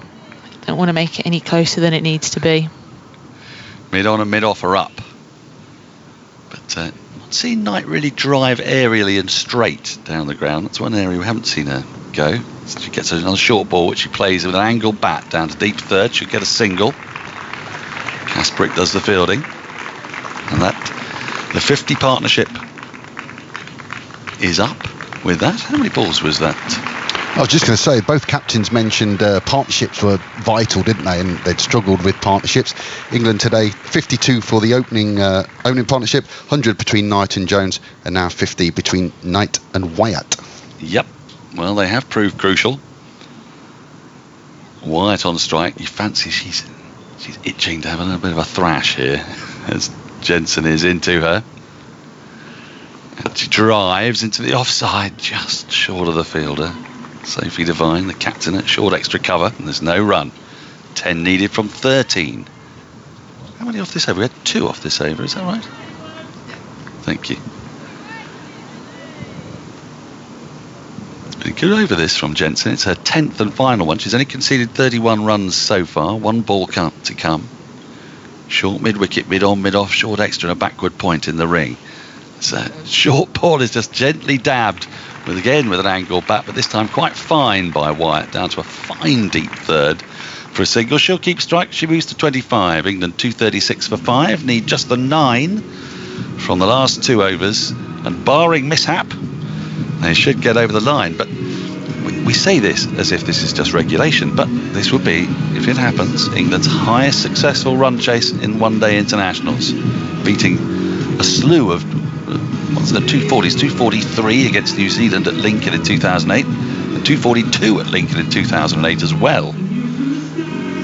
It's baffling, that, isn't it? It doesn't seem like... It's a lot at Lincoln. Yes. I love batting at Lincoln. There's 4 of the top 7 run chases that England have had at Lincoln. New Zealand played all of their home games there for a while, so that's why there's so many Lincolns just outside Christchurch. England thought about playing at Lincoln in England, perhaps. Why not? Might bring them good luck. Start of a new over. Wyatt on strike, drives, slashes away at this, and it goes out deep point boundary. They'll just get a single. Wyatt 26, 8 needed from 11 now. Knight back on strike. Devine bowling her 10th and final over. I imagine it'll be Jensen to bowl the last if it gets that far. Boundary riders are at long leg, deep mid-wicket, deep third, cover point. So Knight flicks this in the air out towards the fielder, who takes a brilliant catch. A really, really good catch. Out at deep mid-wicket, it's Brooke Halliday. It was flicked off the toes, and Knight will be furious with herself because it's just given New Zealand a glimmer of a chance. It was a really well-judged catch. She had to make a little bit of ground in from the boundary and then come forward, dive, take it just a couple of inches off the ground. And Knight can't quite get England over the line. She departs for a splendid 101. England lose her 6th wicket. They're 237 for 6. Yeah, I think she got that a little bit too well the night. A bit better than she expected or she wanted to, and just too far in front of square. You usually see that deep fielder a lot more square, and I think that's probably just caught Heather Knight out there. She's not expecting the fielder to be that far in front of square, so brings Anya Shrubsole striding out to the crease, and that's a purposeful move. That was a very purposeful move from Shrubsole, as if to say, I've been waiting to play in these games for some time now. If anybody could be champing it a bit more than that, I'd love to see it. Now, I don't know quite though why. What's the umpire? Is the umpire just having a check? It's too late because Heather Knight's off the field. So the umpire just had a word there with Shrubsole. And she's walking back off. What's going on here? Well, she started walking back off with slightly less purpose. Are they just checking the catch? Because it looked clean to me. It must be. They are checking the catch, and it has been confirmed as out. Well, that's really ruined the purposeful entrance. She's going to walk out. She's going to walk back out purposefully again now. I mean, we saw that catch a couple of times. It was clean. I can tell you, it was streaky because Halliday ended up taking it. One hand sort of slipped off the ball, but the other definitely kept the ball away from being grounded. But Shrubsole, who came out with such purpose and intent that had to walk back 10 yards, 15 maybe, turn round and come out again. And ought to be at the non-striker's end. Like a sort of determined governess, wasn't she? Like, I've come here to teach you a thing or two. Right, the wicket has fallen, the batters have crossed, wide on strike. She flicks this ball off her toes. It was a full delivery right on the toes. She gets it down to Hannah Rowe. Deep backward square or long leg for a single. England needs 7 from 9. What does Shrubsole do here? We saw her in the test match hit a... Well, what did she get in that test match, Phil? It was a really aggressive knock while England were trying to set up a declaration, wasn't it, as I recall? And she hit it to all parts, but whether England quite needed to do that at this point, I think they just really need to get bat on ball and get Wyatt back on strike, don't they, George? Yeah, I do. I think Anya Shrubsole's been in this situation plenty of times. Seen her side over the line at the end. Thinks of herself as a genuine all-rounder, and rightly so. What do we make of this field now? We've got an extra field has come up inside the ring, so mid-on, mid-off, short extra, short mid-wicket, a point and a square leg. No fine leg. Deep mid-wicket, no fine leg. So Devine cannot afford to stray onto the pads of Shrubsole here. Yeah, Anya Shrubsole, 47 off 33 balls in that test match earlier on. That's what it was, yeah. It's quite the knock down at Bristol. Here is Devine into Shrubsole, comes down the wicket, then gets struck on the midriff. There's a very optimistic appeal. The ball rolls out to the offside. It's picked up by the substitute Tamsin Newton. There's no run, 7 from 8. Well, that was an intriguing way of approaching your first delivery. She means business, doesn't she? I wish you could see her face. I'm looking at her face on the monitor, and it's got there's a pursed-lipped quality to it. That's all Anya Shrubsole's. Now then, again, being the last ball of the over, the fielder that was up inside the ring, quite understandably, has now gone back to deep square leg, having seen Shrubsole's intent, I think. It's not the last ball. There's 2 balls left. 2 balls left, but you feel 2 really important balls. Here is Devine into Shrubsole. Shrubsole turns it into the onside. She's going through for a quick single, and she'll get there because she's got very little bat on it in the end, and it just squirted, really, up to Kerr at mid-on. 6 from 7. 1 blow away. England 6 down. Wyatt on strike. If you're Danny Wyatt, what is going through her head here? Well, I was going to ask you that, but I wonder if she... Jeremy Coney once said something to me about somebody else when I asked what was going through his head. And I might have to tell you it off air. Oh dear. There might be one for the after dinner circuit, I'll see. Devine is in short, struck on the pad, big appeal, and the finger goes up. Wyatt has been given. She reviews immediately. This is a key moment in the game. It felt to me like it was a little high. It was short. Wyatt went to whip it away into the onside. She got struck on the pad. All the New Zealanders went up, as you would expect. Instantly, Wyatt reviewed. If she's out here, England will need 6 from the last over with effectively 2 new batters at the crease. Here we go. It was pretty short. Has it got up enough? Oh, it's hit on the knee roll, but a raised leg. But she's quite deep in her crease there, Wyatt. I don't think there's any bat involved. I don't think there is. We're just checking with Ultra Edge. Nope, there's no bat involved. This is going to be... Oh, I'm where are you going? I'm going umpire's call. Well, yeah, I think it's going to be umpire's call on height, and because he's given out on the field, I can't see this being overturned. Right, here we go. Ball tracking is in. No, out. Review lost. Hitting. A couple of inches below middle stump. Wyatt has to go. Terrific over from Sophie Devine, the captain. She's prized out 2 crucial wickets. The set batters, Heather Knight and now Danny Wyatt. And this game has, as we expected it would do, become a nerve jangler. England needs 6 from 6 balls. Yeah, exactly what New Zealand wanted at that stage. Now we've got 2 relatively new batters at England taking it to the last over, and we know anything can happen in the last over of a of a game. 6 required. You'd still favour England here, but I'm touch and go here. who's going to bowl it? Who's going to bowl it for New Zealand? It's got to be Jensen or Kasparek, hasn't it? I think Jensen's bowled out, is she? Is Jensen bowled out? So we're looking at Satterthwaite or Kasparek. Yeah, that's right. Satterthwaite or Kasparek. So it's going to be a spinner, come what may. Who do you go with? Well, I think Satterthwaite was trusted with the last over in the T20 at Taunton, once it didn't go her way. Looks like Divine's going with Kasparek here. How it works in the commentary box. You're not allowed that. Yeah, I don't know. I think this suits Anya Shrubsole. I think she prefers facing spin. So, what happens in the event of a tie? Do we know? Super over in the event of a tie. It's a super over in the T20s in the event of a tie. That we established. So, yeah, there was a wonderful super over the other day. West Indies versus South Africa. Oh. A dog came on the pitch mid between super overs. Oh, between them? Yeah. Well, yeah. Ended up with Danny van Neerkerk stroking the dog's belly. Right, okay. Yeah, it's all very odd. Yeah, that is a trifle unusual.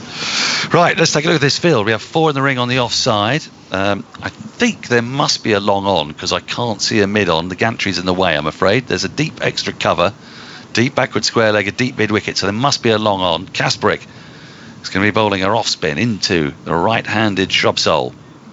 Shrubsole hits this high in the air, down the ground. It's going to bounce once and it's going to go for 4. A wonderful lofted off drive from Anya Shrubsole, just what England needed at just the right moment. The ball was tossed up. Shrubsole moved her feet niftily to the pitch of the ball, lofted it over mid-off, where Susie Bates was patrolling, but she got it over her head. Maddie Green could not get round from long on to field it, and it bounced, about 2 metres inside the boundary. She was close to winning the match with a 6. So, England now need just a 2 from 5 balls. The field will have to change because they've got to get dot balls in here. Yeah, and do you know, that is Anya Shrubsole's area. New Zealand had done their homework perhaps on Anya Shrubsole. They'd know that is the area she scores the majority of runs. Right, here we go. England need 2. Kasparek into Shrubsole. She cuts at this. She gets very little on it. It rolls up to Susie Bates. There's no run. 2 from 4 required. Kasparek bowling that much flatter. Her first ball was tossed up, just what Shrubsole wanted. Right, here we go again. 2 from 4. Shrubsole facing. Comes down the wicket, chips it in the air. Down towards Green at long on. Scores a level. England need 1 from 3. Eccleston on strike. Yet to face a ball. Scores level. Eccleston on strike. You fancy she wants to win this, don't you? With just getting a good talking to from Anya Shrubsole. What's Anya Shrubsole saying? Is she saying whack it, or is she saying whatever you do, I'm running? Whatever you do, I'm running, as long as it doesn't go to the keeper. I don't know. I don't know, to be honest with you, if she's going to be saying that. I think Sophie Eccleston strikes such a clean ball. You see 3 almost super close fielders in, so they don't want the drop and run. Right, exactly. Right, so we've got a short extra cover. We've got a very short straight mid on, a short mid wicket. 4 more fielders in the ring on the offside. Mid on is up. 1 run England need for victory. What is Eccleston going to do? She's got a free hit at this if she wants it. She goes after it and she's going to be stumped. She is. Oh. That is a wide. So England have won. England have won. Presumably they've won by 3 wickets because the wide is signalled first. Eccleston is not stumped. England have won it on a wide. That's an extraordinary moment. And England, by winning the match, take the series by 3 matches to 1. It was drifting wide outside the off stump. Eccleston went after it. I thought she'd run across close enough to the ball for actually that not to be given as a wide. The umpire didn't agree. He struck it, put his arms outstretched. Eccleston was out of her ground, but it didn't count because the wide counts first, and England scrape home by 3 wickets, and with 2 balls to spare in an absolutely thrilling one-day international. Lee Kasparek looks distraught, the bowler. She'll be thinking that was all my fault, but it wasn't. It really wasn't. She saw Eccleston coming down the wicket. She put it outside that off stump, but with the scores level, once the umpire decided it was a wide, England have won the match. They take the victory. They go 3-1 up in this 5-match series on the back of a quite fantastic 100 from the captain, Heather Knight. It's been a thriller, yet another thriller. Not a totally convincing win for England, but it is their highest chasing total in their one-day international history. For that, they deserve huge applause. Georgia Elwes, what a game. Yeah, fantastic game, and England will be really pleased that their middle order have managed to get them over the line here. Fantastic 100 from Heather Knight. Really, she would have loved to have been out there at the end to see them across the line, but a little bit nervy at the end, and perhaps didn't need to be for England, but they got there. They take this series, and one game still to play. Once again, Georgia, England win chasing. They've looked a lot more convincing chasing than they have setting a target. Tell us about that, and then I shall make way for Henry Moran, who'll take you through the closing ceremony and whatnot. Yeah, first time in this series that England have chased, and a fantastic victory for them, the highest run chase in ODIs for England, acing down that 245. Didn't make it easy for themselves at the end, but all smiles from Sophie Eccleston there. She doesn't mind. He got them over the line. She can say she was there at the end and saw them home. Cricket sometimes has that funny way of the most thrilling, exciting matches ending with the most weird, damp squib like that. But England do get over the line, and it is a significant victory because it is a record run chase, and they've won the series in doing so as well. Let's go through this innings then. Lauren Winfield-Hill, 33. Tammy Beaumont, 16. Nat Siver, 11. Amy Jones made 40 as part of a 100-run partnership with Heather Knight. Sophia Dunkley was out without scoring. Danielle Wyatt, 27. Anya Shrubsole, 6 not out at the end, but no question the performance of the innings and indeed of the game. Heather Knight 101 from 107 deliverees. Hannah Rowe with the ball was the pick of the bowlers for New Zealand, 4 for 47, 2 wickets for Sophie Devine and 1 apiece for Kasparik and Satterthwaite. So at the end of all that, it means England have won the series. They're 3-1 up, an unassailable lead. What will be the areas they'll be looking to try and sort out just before we say goodbye? They've got one game of this international summer, in theory, one big game until the Ashes. This is their last chance to get some plans in place. So what will they be thinking? I'd like to see them bat first. I'd like to see them win the toss and bat first, and they know that it's not their strength at the moment. They know that that's what they've struggled with, and it's how they construct that first innings total, and see what the pitch is like at Canterbury. They're usually quite flat, aren't they? And I think England will be looking to post a big total, but it's the way they go about it. They've suffered batting collapses, they've lost wickets in clusters, and if they can negate that and build up big totals in the first innings, I think that will give them some confidence going into this winter. Indeed, it will. Phil Long, any final thoughts from you? Yeah, 100 at last for an England batter. I think that's important going forward. Heather Knight with the highest score by an English woman this year. As we mentioned, yes, England, a successful chase, a high successful chase, the highest. And we do look back and think, there were those summers, a couple of summers ago, they were scoring 350s and 370s.